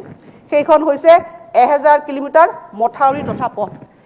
এইখন সদনত অধ্যক্ষ মহোদয় বানমুক্ত অসমৰ কথা আমি বহুবাৰ আলোচনা কৰিছোঁ অধ্যক্ষ মহোদয়, কিন্তু প্ৰথমবাৰৰ বাবে পৰিকল্পিতভাৱে আমাৰ ৰাজ্যক বানমুক্ত কৰিবৰ কাৰণে চৰকাৰে এক বিনম্ৰ প্ৰয়াস কৰিছে আৰু তাৰ ফলশ্ৰুতিতে এই আঁচনিখন অধ্যক্ষ মহোদয় আমাৰ চৰকাৰৰ এক পৰিকল্পনা হৈছে বানমুক্ত অসম গঢ়া। আমাৰ ৰাজ্যখনত বৰ্তমান 4474.86 কিলোমিটাৰ মথাউৰি আছে, যিয়ে ৰাজ্যখনত বান প্ৰতিৰোধৰ প্ৰাথমিক নিয়ন্ত্ৰণ ৰেখা হিচাপে কাম কৰি আছে আৰু ৰাজ্যখনৰ আওহতীয়া এই অঞ্চলসমূহত যোগাযোগৰ গুৰুত্বপূৰ্ণ মাধ্যম হিচাপেও ই কাম কৰি আছে। গতিকে বেছিভাগ বানপানী প্ৰতিৰোধ ব্যৱস্থাই হৈছে পুৰণি আৰু এইবোৰ শক্তিশালীকৰণৰ ক্ষেত্ৰত আমাৰ যথেষ্ট প্ৰয়োজনীয়তা আছে। বানমুক্ত অসম গঢ়াৰ বাবে আমাৰ চৰকাৰে দিয়া প্ৰতিশ্ৰুতিৰ এটা অংশ হিচাপে এই মথাউৰিসমূহক শক্তিশালী কৰিবৰ বাবে আৰু সেইবোৰক অধ্যক্ষ মহোদয় ৰোড কাম মথাউৰি, ৰোড কাম এম্বেকমেণ্ট এইখিনি কৰিবৰ কাৰণে প্ৰস্তাৱ গ্ৰহণ কৰা হৈছে। মই ব্ৰহ্মপুত্ৰ আৰু বৰাক উপত্যকাৰ 1000 কিলোমিটাৰ মথাউৰিক পথ তথা মথাউৰিলৈ চলিত বৰ্ষতে ৰূপায়ণ কৰিবৰ কাৰণে শক্তিশালী কৰিবৰ কাৰণে এই বাজেটত আমি 1000 কোটি টকা অধ্যক্ষ মহোদয় পুঁজি ধাৰণ কৰিছোঁ আৰু মুখ্যমন্ত্ৰী ডাঙৰীয়াই এইখিনি কথাও কৈছে বাকী যিখিনি কিলোমিটাৰ প্ৰায় 3000 কিলোমিটাৰ আমাৰ বাকী থাকিব সেইখিনিও আমি আগন্তুক সময়ত সেইখিনি কৰিবৰ কাৰণে আমি প্ৰতিশ্ৰুতিবদ্ধ। ইয়াৰ পিছত অধ্যক্ষ মহোদয় আমি আহিছোঁ আন এখন গুৰুত্বপূৰ্ণ আঁচনিলৈ। সেই আঁচনিখন হৈছে সোণালী শৈশৱ বিকশিত অসম। অধ্যক্ষ মহোদয়, আমাৰ ৰাজ্যত 61,000ৰো বেছি অংগনবাদী কেন্দ্ৰসমূহ আছে, যিবোৰ কেন্দ্ৰৰ জৰিয়তে প্ৰসূতি, মাতৃ আৰু শিশুসকলৰ স্বাস্থ্যৰ যতন লোৱা হয় আৰু এই অংগনবাদী কেন্দ্ৰবিলাকক আমি ৰেফাৰেঞ্চ ছাৰ্ভিচ হিচাপেও আমি তেওঁলোকৰ সেৱা আমি গ্ৰহণ কৰিছোঁ।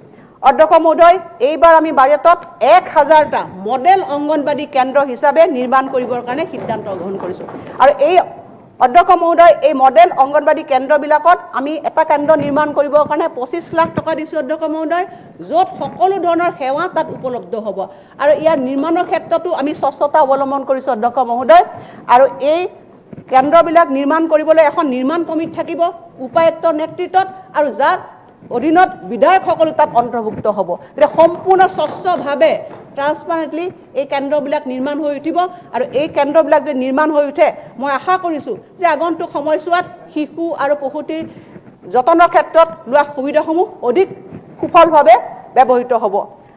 অধ্যক্ষ মহোদয়, একোটা অংগনবাদী কেন্দ্ৰৰ নিৰ্মাণৰ ক্ষেত্ৰত মই কৈছোঁৱেই আৰু আমাৰ এই সিদ্ধান্ত হৈছে আমি আগন্তুক সময়ছোৱা আমাৰ ৰাজ্যখনত নতুনকৈ 10,000টা এনে অংগনবাদী কেন্দ্ৰ নিৰ্মাণো আমি লক্ষ্য কৰিছোঁ আৰু ইতিমধ্যে প্ৰয়োজনীয়ভাৱে আমি তাৰ সিদ্ধান্তসমূহ বা পুঁজিসমূহ আমি আগবঢ়াই লৈ যাম। আমি অংগনবাদী কেন্দ্ৰসমূহত পুষ্টিকৰ খাদ্যৰ বাবে যি চাউল আমি ক্ৰয় কৰোঁ অধ্যক্ষ মহোদয়, এই ক্ষেত্ৰতো আমাৰ চৰকাৰে এটা অতি বলিষ্ঠ সিদ্ধান্ত গ্ৰহণ কৰিছিল, যিটো মই এটা পাৰ্ট অফ এডমিনিষ্ট্ৰেটিভ ৰিফৰ্মছ বুলি কৈছোঁ। যে অধ্যক্ষ মহোদয়, আমি আগতে অংগনবাদী কেন্দ্ৰবিলাকত যি SNPৰ জৰিয়তে পুষ্টিকৰ খাদ্য আমি যোগান ধৰিছিলোঁ, এইবাৰ আমি সেই চাউল আমি খাদ্য নিগমৰ পৰা ক্ৰয় কৰাৰ সিদ্ধান্ত গ্ৰহণ কৰিছোঁ আৰু ইয়াৰ ফলস্বৰূপে যিখিনি ৰাহি পুঁজি হ'ব সেই ৰাহি পুঁজিবোৰো এই আঁচনিখনৰ অন্য খাদ্য সামগ্ৰীত আমি তাত ব্যৱহাৰ কৰিম। গতিকে মই অংগনবাদী কেন্দ্ৰৰ কনষ্ট্ৰাকশ্যন আৰু অংগনবাদী কেন্দ্ৰবিলাকত যিবিলাক পুষ্টিকৰ আহাৰ যোগান এই দুয়োখন আঁচনি স্বচ্ছভাৱে ৰূপায়ণ কৰাত বিশেষ গুৰুত্ব আৰোপ কৰিছোঁ। তৃতীয়তে অধ্যক্ষ মহোদয়, এক উজ্জ্বল ভৱিষ্যতৰ প্ৰয়াসেৰে প্ৰতিটো শিশুৱেই প্ৰাথমিক বিদ্যালয়ত প্ৰথম খোজ পেলায়। অংগনবাদী কেন্দ্ৰ আৰু প্ৰাথমিক বিদ্যালয়সমূহে হৈছে শিক্ষা আৰু তথ্য আহৰণ বা সজাগতা সৃষ্টিৰ প্ৰথম স্থল। চৰকাৰৰ ব্যাপক প্ৰতিষেধক প্ৰদান কাৰ্যসূচীটো এই কেন্দ্ৰসমূহে এক গুৰুত্বপূৰ্ণ ভূমিকা পালন কৰি আহিছে। কিন্তু অধ্যক্ষ মহোদয়, এই কথাষাৰো মই দুখেৰে কৈছোঁ যে আমাৰ বহুত অংগনবাদী কেন্দ্ৰত এতিয়াও বিদ্যুৎ যোগান নাই বা বহুত আমাৰ প্ৰাথমিক বিদ্যালয়বিলাকতো বিদ্যুৎৰ যোগান নাই আৰু সেইকাৰণে নৱপ্ৰজন্মৰ শিক্ষণ ব্যৱস্থাটো অধিক শক্তিশালী কৰিবৰ কাৰণে আজিৰ শিশু আমাৰ ভৱিষ্যতৰ নাগৰিক, সেইকাৰণে এই অংগনবাদী কেন্দ্ৰ আৰু আমাৰ স্কুলবিলাকত আমি পৰ্যাপ্ত পানী যোগান, পৰ্যাপ্ত পোহৰ আৰু বিজুলী ভাংগাৰ ব্যৱস্থাৰ কাৰণে এই বাজেটত আমি ধন ধৰিছোঁ। এতিয়ালৈকে বৈদ্যুতিকৰণ নকৰা 48,805টা অংগনবাদী কেন্দ্ৰ আৰু 13,656খন প্ৰাথমিক বিদ্যালয় বৈদ্যুতিকৰণ আমি কৰিব লাগিব আৰু এই ক্ষেত্ৰত আমি 146 কোটি টকা আমি আবণ্টন দিছোঁ। অধ্যক্ষ মহোদয়, ইয়াৰ পিছত আৰু এখন নতুন আঁচনি সংযোগ কৰিছোঁ অন্ন যোজনা আঁচনিৰ লগত। সেইটো হৈছে অধ্যক্ষ মহোদয় অন্ন যোজনা আৰু অন্ন নিশ্চিত আঁচনি। অধ্যক্ষ মহোদয়, 2020-21 বৰ্ষৰ বাজেটত ৰাষ্ট্ৰীয় খাদ্য সুৰক্ষা আইন 2013 অধীনত সকলো হিতাধিকাৰীক বিনামূলীয়া চাউল দিয়াৰ বাবে আমি প্ৰস্তাৱ কৰিছিলোঁ। অন্ত্যোদয় অন্ন যোজনাৰ ৰেচন কাৰ্ড ধাৰকসকলে বিনামূলীয়াকৈ প্ৰতি মাহে 35 কিলোগ্ৰাম চাউল পাই আহিছে। একেদৰে অগ্ৰাধিকাৰপ্ৰাপ্ত পৰিয়াল কাৰ্ডধাৰকসকলে প্ৰতিজন ব্যক্তিয়ে প্ৰতি মাহে 5 কিলোমিটাৰ চাউল বিনামূলীয়াকৈ পাই আহিছে। অধ্যক্ষ মহোদয়, আমি একে আন্তৰিকতাৰে এই আঁচনিখন আগবঢ়াই দিবলৈ ইচ্ছা প্ৰকাশ কৰিছোঁ। অৱশ্যে অধ্যক্ষ মহোদয়, আমি এটা কথা লক্ষ্য কৰিছোঁ যে আমাৰ সমাজৰ পৰিধিত এনে কিছুমান লোক আছে যিবিলাক অন্ন যোজনাৰ পৰা বঞ্চিত হৈ আছে। আমি নিজে স্বচক্ষে আমি প্ৰত্যক্ষ কৰিছোঁ যে এনে কিছুমান লোক আছে যিসকলে ভিক্ষা মাগি তেওঁলোকৰ জীৱন নিৰ্বাহ কৰিছে, যিসকল গৃহহীন বা মানসিক বিকাৰগ্ৰস্ত, যিসকলে বস্তি এলেকাত পথৰ দাঁতিত বাস কৰে, সেই লোকসকলৰ পৰিয়ালৰ চিনাক্তকৰণ অভাৱ, তেনে লোক ৰেচন কাৰ্ডৰ তেওঁলোকৰ অভাৱ, সেই লোকসকলে এই খাদ্য সুৰক্ষা আইনৰ অধীনত সামৰি ল'ব পৰা নাই। কোভিড মহামাৰী আৰু দেশজুৰি হোৱা লকডাউনৰ সময়ছোৱাত তেওঁলোকৰ দুৰৱস্থা অধিক বৃদ্ধি পাইছিল। এই কঠিন সময়ছোৱাত বিভিন্ন স্বেচ্ছাসেৱী সংস্থা, জনহিতকাৰী সংগঠনসমূহে তেওঁলোকৰ সাহায্যৰ সৈতে স্বেচ্ছামূলকভাৱে আগবাঢ়ি অহাটো আমি প্ৰত্যেকে প্ৰত্যক্ষ কৰিছোঁ। এই জটিল সন্ধিখনত চৰকাৰৰ সৈতে হাতে হাত ধৰি থিয় হোৱা এনে সকলো ব্যক্তি আৰু স্বেচ্ছাসেৱী সংগঠনক আমি অভিবাদন জ্ঞাপন কৰিছোঁ।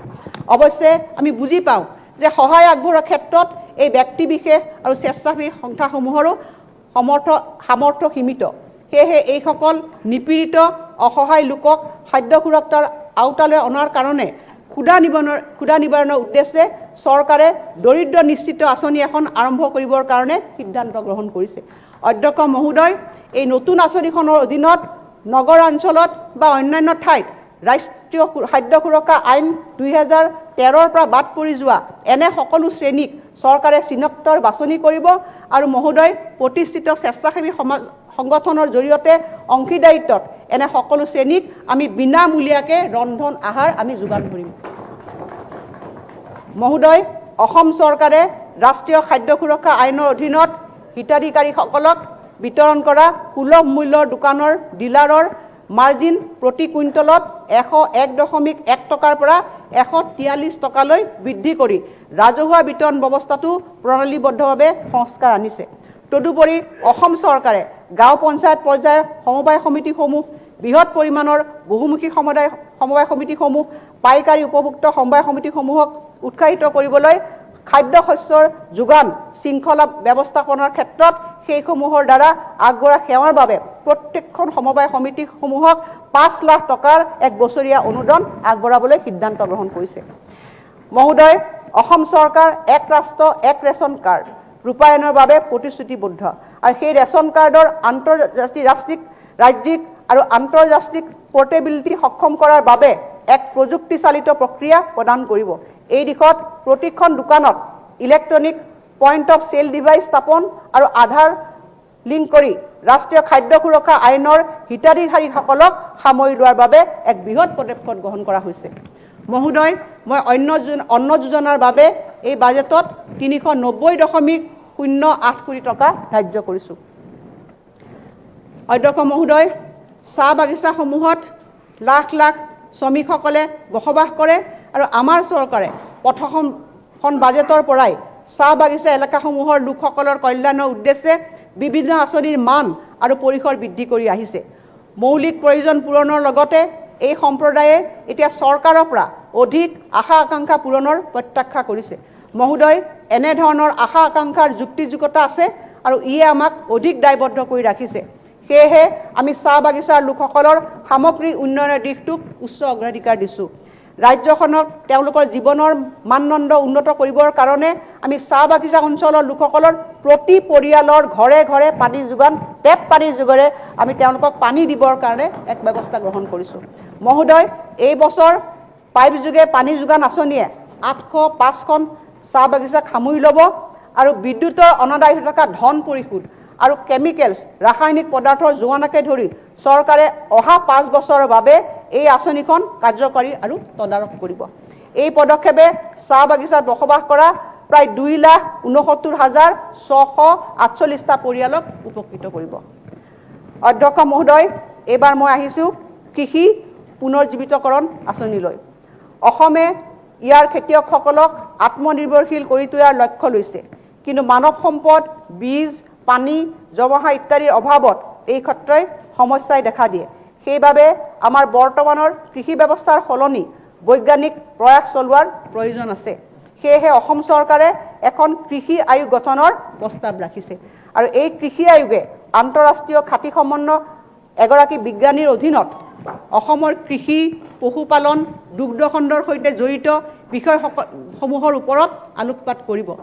আয়োগে কৃষি উৎপাদন, গাখীৰ, কণী আৰু গাহৰিৰ মাংস উৎপাদনৰ ক্ষেত্ৰত অসমে যাতে আত্মনিৰ্ভৰশীলতা আহৰণ কৰিব পাৰে তাৰ অধ্যয়ন কৰিব আৰু উপায় পৰামৰ্শ দিয়াৰ লগতে আগন্তুক 5 বছৰৰ লক্ষ্যত উপনীত হ'বলৈ প্ৰতিবন্ধকসমূহ চিনাক্ত কৰি এক ৰূপৰেখা তৈয়াৰ কৰিব। অধ্যক্ষ মহোদয়, মই ভাবিছোঁ যে ই সঠিক সময়ত চৰকাৰখনৰ এক সঠিক সিদ্ধান্ত। অধ্যক্ষ মহোদয়, দুগ্ধ ব্যৱসায়ীসকলক উপকৃত কৰিব পৰাকৈ ৰাজ্য চৰকাৰে কৃত্ৰিম শুক্ৰাণু ব্যৱহাৰ কৰাৰ ব্যৱস্থা আৰম্ভ কৰাৰ প্ৰস্তাৱ লৈছে আৰু এই ব্যৱস্থাই গৰু আৰু ম'হৰ পামত উচ্চ জাতৰ গাই গৰু পোৱালিৰ জন্মৰ সংখ্যা বৃদ্ধি কৰিব। একেদৰে ই মতা গৰু ম'হৰ পোৱালিৰ সংখ্যা নিয়ন্ত্ৰণ কৰিব, কাৰণ এই পদ্ধতিৰ জৰিয়তে জন্ম হোৱা গৰু আৰু ম'হৰ পোৱালিৰ ভিতৰত 80 পৰা 90% ই হ'ব মাইকী পোৱালি। ই গাই গৰু পোৱালিৰ জন্মৰ ফলত ৰাজ্যখনত গাখীৰৰ বৰ্ধিত চাহিদা পূৰণত সহায়ক হ'ব। 50,000 গৰু ম'হৰ ওপৰত সামৰি ল'ব পৰাকৈ চলিত বছৰত দেশৰ বিভিন্ন প্ৰতিষ্ঠিত উৎসৰ পৰা উচ্চ অনুবংশিক গুণসম্পন্ন হিমায়িত 1,25,000 কৃত্ৰিম শুক্ৰাণু ক্ৰয় কৰাৰ ব্যৱস্থা গ্ৰহণ কৰা হৈছে। প্ৰথম বছৰ সময়ছোৱাত এই ব্যৱস্থা ৰূপায়ণৰ ফলত 30% গৰ্ভধাৰণ হাৰৰ জৰিয়তেও কমে 12,000 আমাৰ গাই গৰুৰ পোৱালি জন্ম হ'ব বুলি আশা কৰা হৈছে। পৰৱৰ্তী 4 বছৰত 50,000 গৰু ম'হৰ ওপৰত কৃত্ৰিম শুক্ৰাণু ব্যৱহাৰৰ প্ৰক্ৰিয়া অব্যাহত ৰখা হ'ব। পশুপালক আৰু দুগ্ধ উৎপাদনৰ বিকাশৰ ক্ষেত্ৰত ইয়ে উদগনি জনাব, যিয়ে আমাৰ ৰাজ্যখনৰ অৰ্থনীতিটো এক ইতিবাচক প্ৰভাৱ পেলাব। অধ্যক্ষ মহোদয়, কোভিড অতিমাৰীৰ সময়ত আমি প্ৰত্যক্ষ কৰিছোঁ যে পশুধনৰ খণ্ডই গ্ৰাম্য অৰ্থনীতিক বিশেষভাৱে সহায় কৰিছে। দুগ্ধ উৎপাদন আৰু অধিক বৃদ্ধিৰ বাবে আমাৰ চৰকাৰে পৰিষ্কাৰ আৰু গুণসম্পন্ন হিমায়িত কৃত্ৰিম শুক্ৰাণু উৎপাদনৰ জৰিয়তে পশুধন খণ্ডক অধিক শক্তিশালী কৰিব বিচাৰিছে। ইতিমধ্যে অতিৰিক্তভাৱে আমি উচ্চমানৰ 1500 মূৰাসহ অন্তৰ্ভুক্ত কৰিবলৈ 10 জন প্ৰগতিশীল দুগ্ধ পালকক সহায় কৰাৰ দ্বাৰা দুগ্ধ উৎপাদনত উৎসাহিত কৰিবলৈ আৰু 200খন যোগ্য দুগ্ধ কোঅপাৰেটিভ ছ'চাইটিলৈ তথা ৰাজ্যখনৰ আত্মসহায়ক গোটসমূহলৈ 20 জন চিড মানি হিচাপে প্ৰদান কৰিবলৈ ব্যৱস্থা গ্ৰহণ কৰিছোঁ আৰু ইয়াৰ বাবে মই বাজেটত 4 কোটি টকা প্ৰস্তাৱ দিছোঁ। যি সময়ত আমি কোভিড অতিমাৰীৰ বিৰুদ্ধে যুঁজি আছোঁ, সেই একে সময়তে অসমত আফ্ৰিকান সোৱাইন ফ্লুৰ প্ৰাদুৰ্ভাৱ দেখা গৈছিল, যিয়ে গাহৰি পালন খণ্ডটোক ক্ষতিগ্ৰস্ত কৰিছিল। চৰকাৰে এই ক্ষেত্ৰত ক্ষতিপূৰণ দিবলৈ সিদ্ধান্ত গ্ৰহণ কৰিছিল আৰু গাহৰি পালকসকলৰ কাষত থিয় হৈ নতুন গাহৰি পাম স্থাপন কৰিবৰ কাৰণে সিদ্ধান্ত লৈছিল। উচ্চমানৰ মেৰিট জাম্প্লাজম প্ৰজাতিৰ গাহৰি অন্তৰ্ভুক্তকৰণৰ জৰিয়তে ৰাজ্যখনত গাহৰিৰ উৎপাদন বৃদ্ধি কৰিবলৈ আমি পদক্ষেপ গ্ৰহণ কৰিম। প্ৰতি বছৰে গুণগত মানৰ 2 লাখ গাহৰি উৎপাদন কৰিবলৈ চৰকাৰে 100টা ব্ৰিডিং শ্ব' গোটসমূহ বৃহৎ ব্ৰিডিং গোট বিকশাই তুলিবলৈ প্ৰস্তাৱ গ্ৰহণ কৰিছে। অধ্যক্ষ মহোদয়, আমাৰ চৰকাৰে আধুনিক বিজ্ঞানসন্মত পদ্ধতিৰ অধীনত কণী উৎপাদন কৰা ক্ষুদ্ৰ কুকুৰা পালকসকলক সহায় কৰাৰ অৰ্থে 3-4 মাহ বয়সৰ আমাৰ কুকুৰা উৎপাদনৰ এক কেন্দ্ৰীয় কুকুৰা পালকৰ গোট গঠন কৰিবলৈ সা সুবিধা প্ৰদান কৰাৰ প্ৰস্তাৱ কৰিছে।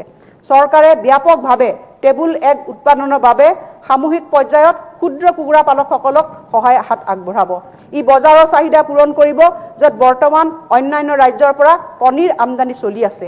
এই আঁচনিসমূহৰ বাবে অংশীদাৰিত্বৰ হাৰ হৈছে 30% চৰকাৰী অংশ আৰু 25% হ'ব হিতাধিকাৰী অংশ আৰু 45% হ'ব বেংক লোন। অধ্যক্ষ মহোদয়, মই ভাবোঁ যে আজি কৃষি খণ্ডৰ লগতে আমি মীন পালন, কুকুৰা পালন, গাহৰি পালন এই গোটেইখিনিয়ে বৰ্তমান সময়ত আমাৰ ৰাজ্যখনৰ উন্নয়নৰ ক্ষেত্ৰত অতি প্ৰয়োজনীয় এটা প্ৰচেষ্টা। আৰু ইয়াৰ লগতে কোভিড সৃষ্ট যি পৰিৱেশ আছে অধ্যক্ষ মহোদয়, এই কোভিড সৃষ্ট পৰিৱেশত আমাৰ নিবনুৱা যুৱতীসকলক সংস্থাপনৰ ক্ষেত্ৰতো ই এক দৃঢ় ভূমিকা গ্ৰহণ কৰিব। এই সদনৰ পৰা মই আহ্বান জনাইছোঁ যে আমাৰ ৰাজ্যখনত যিসকল নিবনুৱা যুৱক যুৱতীসকল আছে তেখেতসকল আগবাঢ়ি আহক আৰু এনেকুৱা উদ্যমীমূলক তেওঁলোকৰ চৰকাৰৰ প্ৰচেষ্টাত তেওঁলোকে অংশগ্ৰহণ কৰক আৰু তেওঁলোকে নিজে অৰ্থনৈতিকভাৱে লাভান্বিত হওক আৰু আমাৰ ৰাজ্যখনকো আগবঢ়াই লৈ যাব। ইয়াৰ পিছত অধ্যক্ষ মহোদয়, মই আৰু এখন এই বিভাগৰ কৃষি বিভাগৰ আঁচনিৰ কথা ক'বলৈ ওলাইছোঁ, যিখনৰ পৰা প্ৰায় 30 লাখ কৃষক প্ৰধানমন্ত্ৰী ফচল বীমা যোজনাৰ দ্বাৰা উপকৃত হৈছে। এই আঁচনিখন হৈছে অধ্যক্ষ মহোদয় প্ৰাকৃতিক দুৰ্যোগৰ বাবে শস্য ছটিওৱাৰ আগৰ আৰু শস্য চপোৱাৰ পিছৰ ক্ষয় ক্ষতিক এই প্ৰচেষ্টাই সামৰি ল'ব। অধ্যক্ষ মহোদয়, মই সদনৰ সকলো মাননীয় সদস্যসকলক মই জনাইছোঁ যে বানপানীৰ পিছত বা বানপানীৰ আগত আমাৰ যিসকলে এই অঞ্চলবিলাকত আমাৰ কৃত্ৰিম বানপানীয়ে হওক বা বানপানীয়ে ক্ষতিগ্ৰস্ত কৰে সেই কৃষকসকলক যাতে এই প্ৰধানমন্ত্ৰী ফচল বীমা যোজনাৰ অধীনত তেওঁলোকে উপকৃত কৰে। আৰু এই বীমা যোজনাৰ বাবে আমি এই সদনত এই বাজেটত অধ্যক্ষ মহোদয় মই 400 কোটি টকা ইয়াত মই আবণ্টন ৰাখিছোঁ। কৃষকসকলক ন্যূনতম সমৰ্থক মূল্য MSP পৰিশোধ কৰি তেওঁলোকৰ পৰা শস্য আহৰণ কৰাটো হৈছে অসমত কৃষকৰ আয় দুগুণ কৰাৰ গুৰুত্বপূৰ্ণ উপাদান। ক্ৰয় ব্যৱস্থাক আগুৱাই নিয়াৰ লগতে বিক্ৰীৰ ক্ষেত্ৰত থকা অসুবিধাসমূহ দূৰ কৰিবৰ কাৰণে অসম খাদ্য আৰু অসামৰিক যোগান লিমিটেডে 10 লাখ কুইণ্টল ধান ক্ৰয় কৰিবলৈ 200 কোটি টকাৰ এক কাৰ্যকৰী মূলধন প্ৰদান কৰিব। অনাগত দিনত অসমে ক্ৰয় ব্যৱস্থা আৰু আন্তঃগাঁথনিৰ ক্ষেত্ৰত প্ৰচুৰ ধন বিনিয়োগ কৰিব। ইয়াৰ লক্ষ্য হৈছে অসমক দেশৰ ভিতৰতে এক গুৰুত্বপূৰ্ণ ধান ক্ৰয়কাৰী ৰাজ্য হিচাপে গঢ়ি তোলা। অধ্যক্ষ মহোদয়, ইয়াৰ পিছত মই আৰু এক প্ৰকল্পলৈ আহিছোঁ। সেই প্ৰকল্পটো হৈছে গোটেই আমাৰ কৃষিৰ জৰিয়তে অঞ্চলসমূহক আগবঢ়াই লৈ যোৱা। সেইটো হৈছে গৰুকুটি প্ৰকল্প। অধ্যক্ষ মহোদয়, দৰং জিলাত চিপাঝাৰ অঞ্চলৰ অধীনত গৰুকুটিত প্ৰায় 77,420 বিঘাতকৈ অধিক ভূমিক বেদখলকাৰীসকলৰ পৰা আঁতৰোৱাটো আমাৰ চৰকাৰৰ এটা পৰীক্ষা আছিলে। আমাৰ চৰকাৰখনৰ কাৰণে এটা ডাঙৰ প্ৰত্যাহ্বান আছিল অধ্যক্ষ মহোদয়, কিন্তু আমাৰ চৰকাৰখনে সেই প্ৰত্যাহ্বান গ্ৰহণ কৰিছে আৰু মুখ্যমন্ত্ৰী ডাঙৰীৰ নেতৃত্বত আমি 77,420 বিঘাতকৈ অধিক মাটি আমি বেদখলকাৰীৰ পৰা আমি মুক্ত কৰাবলৈ আমি সক্ষম হৈছোঁ। এই উদ্দেশ্যে কৃষি উন্নয়ন আৰু ইয়াৰ লগত জড়িত কাম কাজসমূহ আগুৱাই নিবৰ কাৰণে এই পবিত্ৰ সদনৰ মাননীয় সদস্য শ্ৰী পদ্ম হাজৰিকা ডাঙৰীয়াক সভাপতি হিচাপে লৈ এখন কমিটিও গঠন কৰা হৈছে।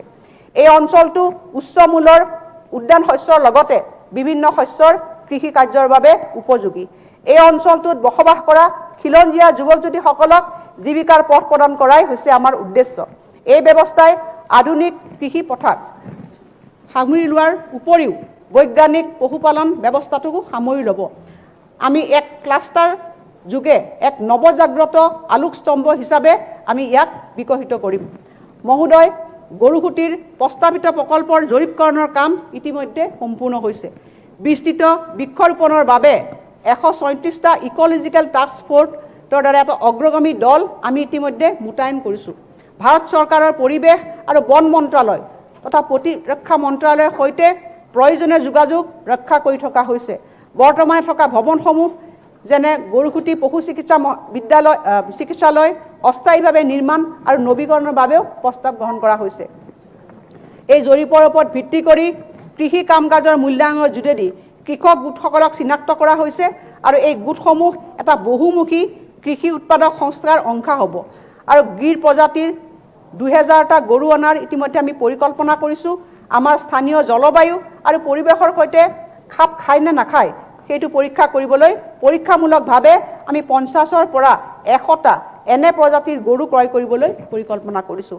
এই ক্ষেত্ৰত গুজৰাটৰ এটা পশু বিশেষজ্ঞৰ দল ইতিমধ্যে ৰাজ্যখনত আহি উপস্থিত হৈছেহি। মহোদয়, ফাৰ্ম মেচিনাৰী বেংক স্থাপনৰ ব্যৱস্থা কৰা হৈছে আৰু প্ৰয়োজনীয় যন্ত্ৰপাতি ক্ৰয়ৰ বাবেও ব্যৱস্থা গ্ৰহণ কৰা হৈছে। আমি এটা পৰিচালনা কৰোঁ দলো ইতিমধ্যে গঠন কৰিছোঁ। ৰবি শস্যৰ বিস্তৃত কৃষি কৰ্মৰ বাবে পৰিকল্পনা কৰা হৈছে। কৃষি প্ৰযুক্তি, কৃষি যান্ত্ৰিকৰণৰ নিচিনা বিভিন্ন বিষয়ত কৃষক গোট, আত্মসহায়ক গোট, FI গোটসকলক প্ৰশিক্ষণৰ নিচিনা বিভিন্ন কাম কাজৰ বাবে পৰিকল্পনা কৰা হৈছে আৰু অতি সোনকালে এইসমূহ আৰম্ভ কৰা হ'ব। মই বাজেটত এই আঁচনিৰ বাবে 9.60 কোটি টকাৰ এক প্ৰস্তাৱ আগবঢ়াইছোঁ। অধ্যক্ষ মহোদয়, এই সদনত মই বিনম্ৰতাৰে ক'ব বিচাৰিছোঁ, ই এক আমাৰ চৰকাৰৰ আৰম্ভণিহে। আগত দিনবিলাকত এনেকুৱা ধৰণৰ প্ৰকল্প অসমৰ বিভিন্ন ঠাইত গ্ৰহণ কৰা হ'ব আৰু যাৰ জৰিয়তে অসমখনত কৃষি খণ্ডখনক অধিক আগুৱাই যাবৰ কাৰণে আমাৰ চৰকাৰখনে আন্তৰিকতাৰে কাম কৰিব। সুনীল বিপ্লৱ মহোদয়, পুখুৰী খান্দি লোৱাটো অসমীয়া গ্ৰাম্য জীৱনৰ এক পৰম্পৰা। খোৱা পানী, জলসিঞ্চন, ৰীতি নীতি, সৌন্দৰ্য বৰ্ধন, কোনো ঘটনাৰ স্মৃতি ৰক্ষাৰ্থে জৈৱ বৈচিত্ৰ্য সংৰক্ষণ আৰু ৰাজহুৱাকৈ মাছ ধৰা কাৰ্যৰ বাবে অতীতত পুখুৰী খন্দা হৈছিল। সমূহীয়া মীন পালনেৰে মৎস্য উৎপাদন বৃদ্ধিৰ বাবে ৰাজহুৱা পুখুৰীবোৰ ব্যৱহাৰ কৰিব পাৰি। এই সূত্ৰৰ আলমত ৰাজহুৱা ভূমিত পুখুৰী খন্দা হ'ব। অসমত পৰ্যাপ্ত ৰাজহুৱা ভূমি বিদ্যমান আৰু শেহতীয়াভাৱে গ্ৰাম্য আন্তঃগাঁথনি উন্নয়ন পুঁজিৰ জৰিয়তে ৰূপায়িত ঘৰে ঘৰে পুখুৰী, ঘৰে ঘৰে মাছ আঁচনিৰ সফলতাই ৰাজহুৱা পুখুৰীত মীন পালনৰ জৰিয়তে আৰ্থ সামাজিক উন্নয়নৰ আন এক দিশো উন্মোচিত হৈছে। সেয়েহে অসমৰ প্ৰতিখন ৰাজহ গাঁও একোটা ৰাজহুৱা পুখুৰী নিৰ্মাণেৰে সমূহীয়া মীন পালনৰ পোষকতা কৰা হৈছে। অসমত বৰ্তমান 26,395খন ৰাজহ গাঁও আছে। ইয়াৰে প্ৰতিখন গাঁৱত 1 হেক্টৰ জলকালিৰে একোটিকৈ পুখুৰী নিৰ্মাণৰ প্ৰস্তাৱ দিয়া হৈছে। প্ৰথম পৰ্যায়ত আমি বৰ্তমান বিত্তীয় বৰ্ষত 10,000 গ্ৰাম্য ৰাজহুৱা পুখুৰী খান্দিবৰ কাৰণে পৰিকল্পনা গ্ৰহণ কৰিছোঁ। ই ৰাজ্যত এবছৰত অধ্যক্ষ মহোদয় 50,000 মেট্ৰিক টন অতিৰিক্তভাৱে মৎস্য উৎপাদন নিশ্চিত কৰিব আৰু 1 লাখ লোকৰ নিয়োগ সম্ভাৱনীয়তা ই সম্ভৱপৰ কৰি তুলিব। এই গণনাৰ ব্যয় বাজেটৰ সমৰ্থনৰ জৰিয়তে মুখ্যমন্ত্ৰীৰ সমগ্ৰ গ্ৰাম্য উন্নয়ন যোজনা CMSGY পৰা ব্যয় কৰা হ'ব। অধ্যক্ষ মহোদয়, ইতিমধ্যে বাজেটত মই সুনীল বিপ্লৱৰ কথা, হোৱাইট ৰিভলিউশ্যনৰ কথা, ব্লু ৰিভলিউশ্যনৰ কথা, গ্ৰীণ ৰিভলিউশ্যনৰ কথা এইকাৰণে আমি ব্যক্ত কৰিলোঁ বিস্তৃতভাৱে যে আমাৰ ৰাজ্যখন হৈছে আমি কৃষি প্ৰধান ৰাজ্য আৰু সেইকাৰণে আমি সঠিকভাৱে এই খণ্ডত আমি বিনিয়োগ কৰিবৰ কাৰণে চেষ্টা কৰি আছোঁ, যাৰ জৰিয়তে আমাৰ ৰাজ্যখনে অৰ্থনৈতিকভাৱে কৃষি ক্ষেত্ৰত দেশৰ ভিতৰতে এক অগ্ৰণী ভূমিকা গ্ৰহণ কৰিব পাৰে। অধ্যক্ষ মহোদয়, ইয়াৰ পিছত আমি আহিছোঁ খিলঞ্জীয়া জনগোষ্ঠীসমূহৰ ঐতিহ্য সংস্কৃতি সংৰক্ষণ বিভাগ। এটা নতুন বিভাগ অধ্যক্ষ মহোদয় সৃষ্টি কৰিবৰ কাৰণে চৰকাৰে সিদ্ধান্ত গ্ৰহণ কৰিছে। আমাৰ ৰাজ্যখনৰ বাৰেৰহণীয়া কৃষ্টি সংস্কৃতিৰ উৰ্বৰ ভূমি, নিজ নিজ কথিত ভাষা, ৰীতি নীতি, কলা কৃষ্টি, সভ্যতা, ঐতিহ্য, পৰম্পৰা, ধৰ্মীয় চেতনা আৰু বিশ্বাসৰ স্বকীয় বৈশিষ্ট্যৰে সমৃদ্ধ বিভিন্ন খিলঞ্জীয়া জনগোষ্ঠীয়ে ভৰপূৰ আমাৰ ৰাজ্য। এই খিলঞ্জীয়া জনগোষ্ঠীসমূহৰ সকলোৰে স্বকীয় বৈশিষ্ট্যসমূহক উপযুক্ত সাৰ পানীৰে উজ্জীৱিত কৰাৰ মহান লক্ষ্য বুকুত ৰাখি সংৰক্ষণ আৰু সংবৰ্ধনৰ বাবে আমাৰ চৰকাৰে এক নৱ প্ৰয়াস হাতত লৈছে। আমাৰ ৰাজ্যখনৰ খিলঞ্জীয়া জাতি জনগোষ্ঠীসমূহৰ স্বকীয় ভাষা সংস্কৃতি, ধৰ্মীয় ৰীতি নীতি, সাজপাৰ, খাদ্যাভ্যাস, লোকবিশ্বাস, পৰম্পৰা আদি সংৰক্ষণ আৰু সংবৰ্ধনৰ প্ৰত্যাশাৰে চৰকাৰে এটা নতুন বিভাগ সৃষ্টি কৰিছে আৰু ইয়াৰ মূল উদ্দেশ্য হৈছে আমাৰ ৰাজ্যখনৰ ক্ষুদ্ৰ ক্ষুদ্ৰ জাতি জনগোষ্ঠীৰ পৰম্পৰা আৰু ঐতিহ্য ৰক্ষা কৰা। এই বিভাগটোৰ লক্ষ্য হ'ব ৰাজ্যখনৰ প্ৰতিটো জনগোষ্ঠীৰ শাশ্বত কলা সংস্কৃতি, ধৰ্মীয় পৰম্পৰা, গীত মাত আৰু অন্যান্য এনেধৰণৰ পৰিচয় আদিক ভৱিষ্যতে প্ৰতিনিয়ত উদ্দীপ্ত কৰি ৰখা। অধ্যক্ষ মহোদয়, কামৰ সাদৃশ্যৰ প্ৰতি লক্ষ্য ৰাখি নিম্নলিখিত বিভাগকেইটা এই গুৰুত্বপূৰ্ণ বিভাগটোৰ অধীনত অন্তৰ্ভুক্ত কৰা হ'ব। এই বিভাগকেইটা হৈছে প্ৰত্নতত্ত্ব সঞ্চালকালয়, সংগ্ৰহালয় সঞ্চালকালয়, বুৰঞ্জী আৰু পুৰাতত্ত্ব অধ্যয়ন সঞ্চালকালয়। এই গোটেই 3টা বিভাগ সংলগ্ন কৰি ইয়াত নতুন বিভাগটো ইয়াত গঠন কৰা হ'ব। মই এই বিভাগটোৰ কাম কাজ পৰিচালনাৰ ক্ষেত্ৰত এইবাৰ বাজেটত 100 কোটি টকা অধ্যক্ষ মহোদয় ধাৰ্য কৰিছোঁ। বিশেষ মূলধনী প্ৰকল্পৰ দ্ৰুত ৰূপায়ণ। অধ্যক্ষ মহোদয়, পবিত্ৰ সদনে বিগত 2 মাহত নৱগঠিত চৰকাৰখনৰ দ্ৰুত প্ৰশাসনিক সংস্কাৰসমূহ ইতিমধ্যে লক্ষ্য কৰিছে। প্ৰশাসনিক প্ৰক্ৰিয়াক আৰু অধিক ত্বৰান্বিত কৰিবৰ বাবে এই ব্যৱস্থাত অপ্ৰয়োজনীয়তাক দূৰ কৰাৰ অৰ্থে আমাৰ চৰকাৰে অগ্ৰাধিকাৰ ভিত্তিত কিছু নিৰ্দিষ্ট আঁচনিৰ সিলিং ব্যৱস্থা দূৰ কৰাৰ সিদ্ধান্ত গ্ৰহণ কৰিছে, যাতে অনাৱশ্যকভাৱে এই আঁচনিসমূহৰ ৰূপান্তৰৰ কাম কাজবিলাক লেহেমীয়া নহয়। নিৰ্দিষ্ট এই আঁচনিসমূহক ক্ষীপ্ৰ ৰূপায়ণ প্ৰণালীবদ্ধ কৰিবৰ বাবে ৰাজ্যিক অগ্ৰাধিকাৰ ভিত্তিক প্ৰকল্প হিচাপে বিবেচনা কৰা হৈছে, য'ত ৰূপায়ণকাৰী সংস্থাসমূহলৈ প্ৰত্যক্ষ প্ৰশাসনীয় আৰু বিত্তীয় ক্ষমতা হস্তান্তৰ কৰা হ'ব। ৰাজ্যিক অগ্ৰাধিকাৰ ভিত্তিক প্ৰকল্প হিচাপে শ্ৰেণীবদ্ধ কৰাৰ বাবে বৰ্তমানে 18টা প্ৰকল্পৰ আমি এখন তালিকা প্ৰস্তুত কৰিছোঁ আৰু ভৱিষ্যতেও নতুন প্ৰকল্প এই আঁচনিত সংলগ্ন হ'ব। সেই প্ৰকল্পসমূহ হৈছে অসম বিধানসভা, গুৱাহাটী চিকিৎসা মহাবিদ্যালয় হাস্পতালত ছুপাৰ স্পেচিয়েলিটি হাস্পতাল, কোকৰাঝাৰ, চৰাইদেউ, তিনিচুকীয়া, লখিমপুৰ, নলবাৰী, নগাঁও। অধ্যক্ষ মহোদয়, মই 18টা প্ৰজেক্ট ইয়াত সংলগ্ন কৰিছোঁ। ইয়াৰ পিছত অধ্যক্ষ মহোদয়, মই আৰু এখন নতুন আঁচনিলৈ মই আহিছোঁ। সেইখন হৈছে ক্ষুদ্ৰ ব্যৱসায় আৰু কাৰুশিল্পীসকললৈ বিশেষ সাহায্যৰ আঁচনি। অধ্যক্ষ মহোদয়, আমি সকলোৱে প্ৰত্যক্ষ কৰিছোঁ যে বৰ্তমান কোভিড সৃষ্ট এই পৰিৱেশত অসমৰ বহুতো গোটেই সৰ্বসাধাৰণ মানুহ ক্ষতিগ্ৰস্ত হৈছে। বিশেষভাৱে এনে কিছু লোক ক্ষতিগ্ৰস্ত হৈছে যিসকল ক্ষুদ্ৰ ক্ষুদ্ৰ ব্যৱসায়ী, কুটিৰ শিল্পৰ লগত জড়িত লোক, কাৰুশিল্পীসকল। এই লোকসকলৰ জীৱন পদ্ধতি তেওঁলোকৰ অচল হৈ পৰিছে, তেওঁলোকৰ জীৱিকাৰ ওপৰত মাধমাৰ পৰিছে।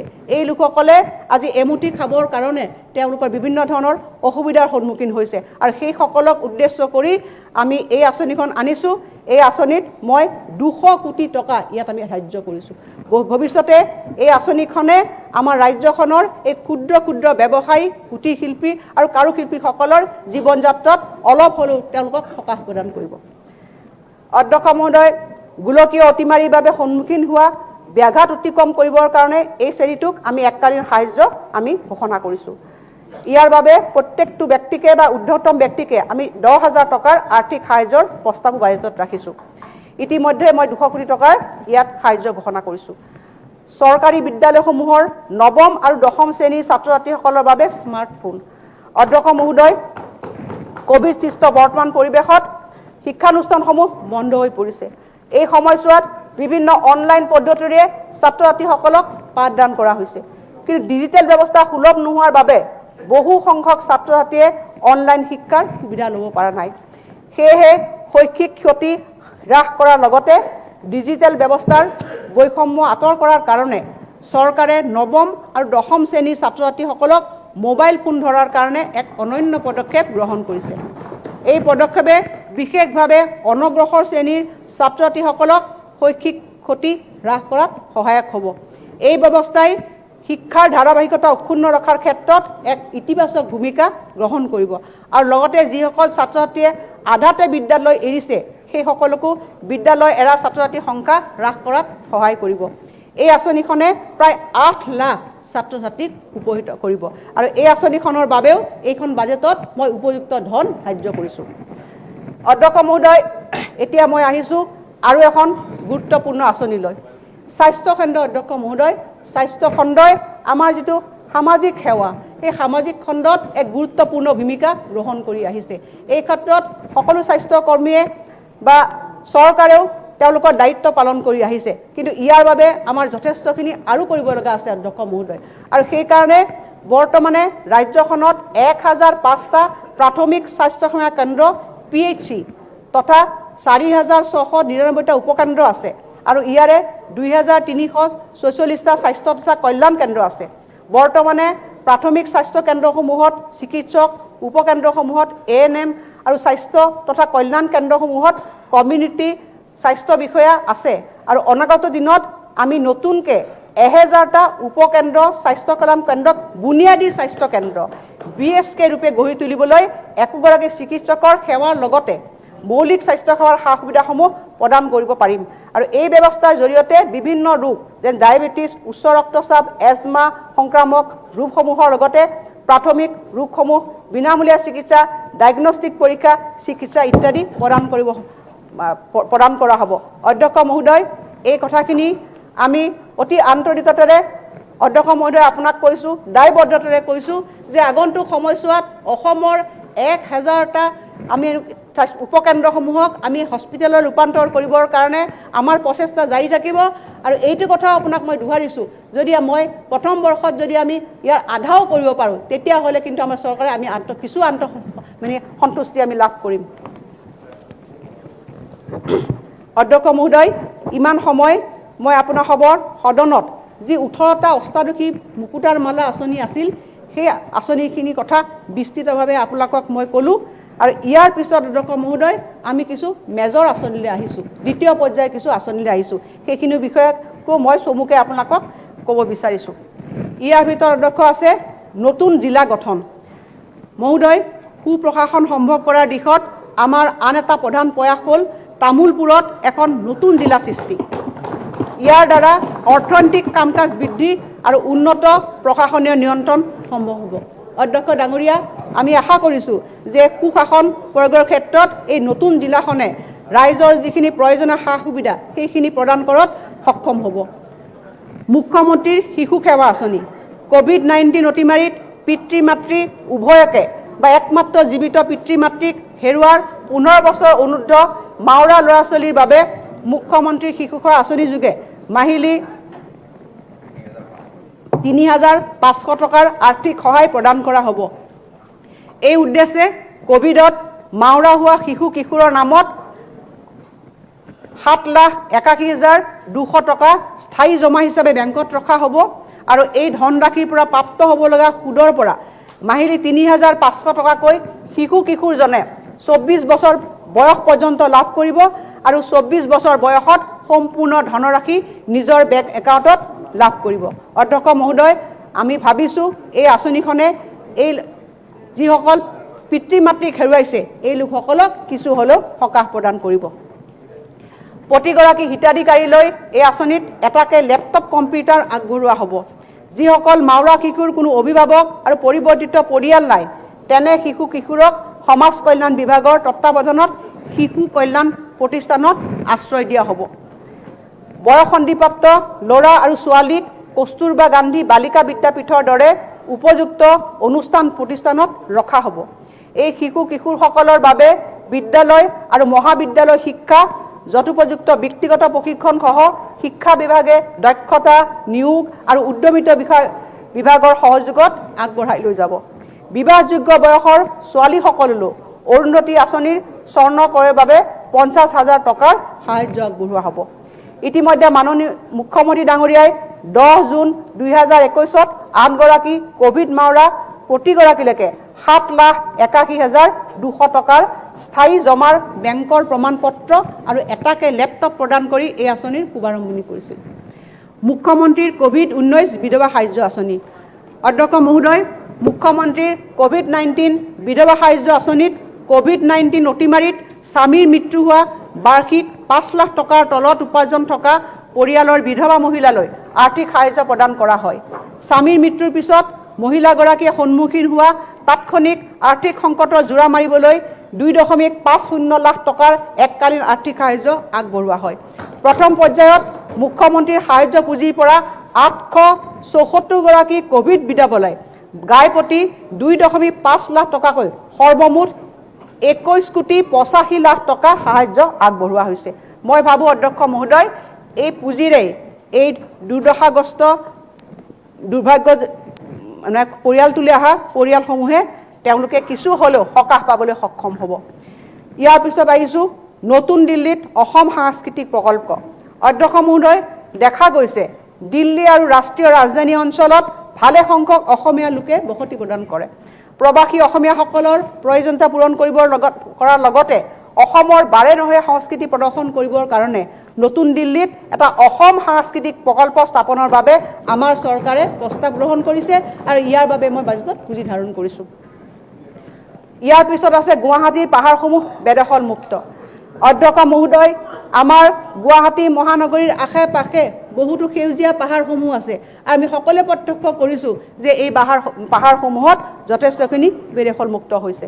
অধ্যক্ষ মহোদয়, এই পবিত্ৰ সদনত মই জনাব বিচাৰোঁ যে গুৱাহাটী মহানগৰীৰ পাহাৰসমূহত হোৱা বেদখলৰ বিষয়টো নিষ্পত্তি কৰিবৰ কাৰণে আৰু পাহাৰসমূহক বেদখলৰ পৰা মুক্ত কৰিবৰ কাৰণে ৰাজ্য চৰকাৰখন প্ৰতিশ্ৰুতিবদ্ধ।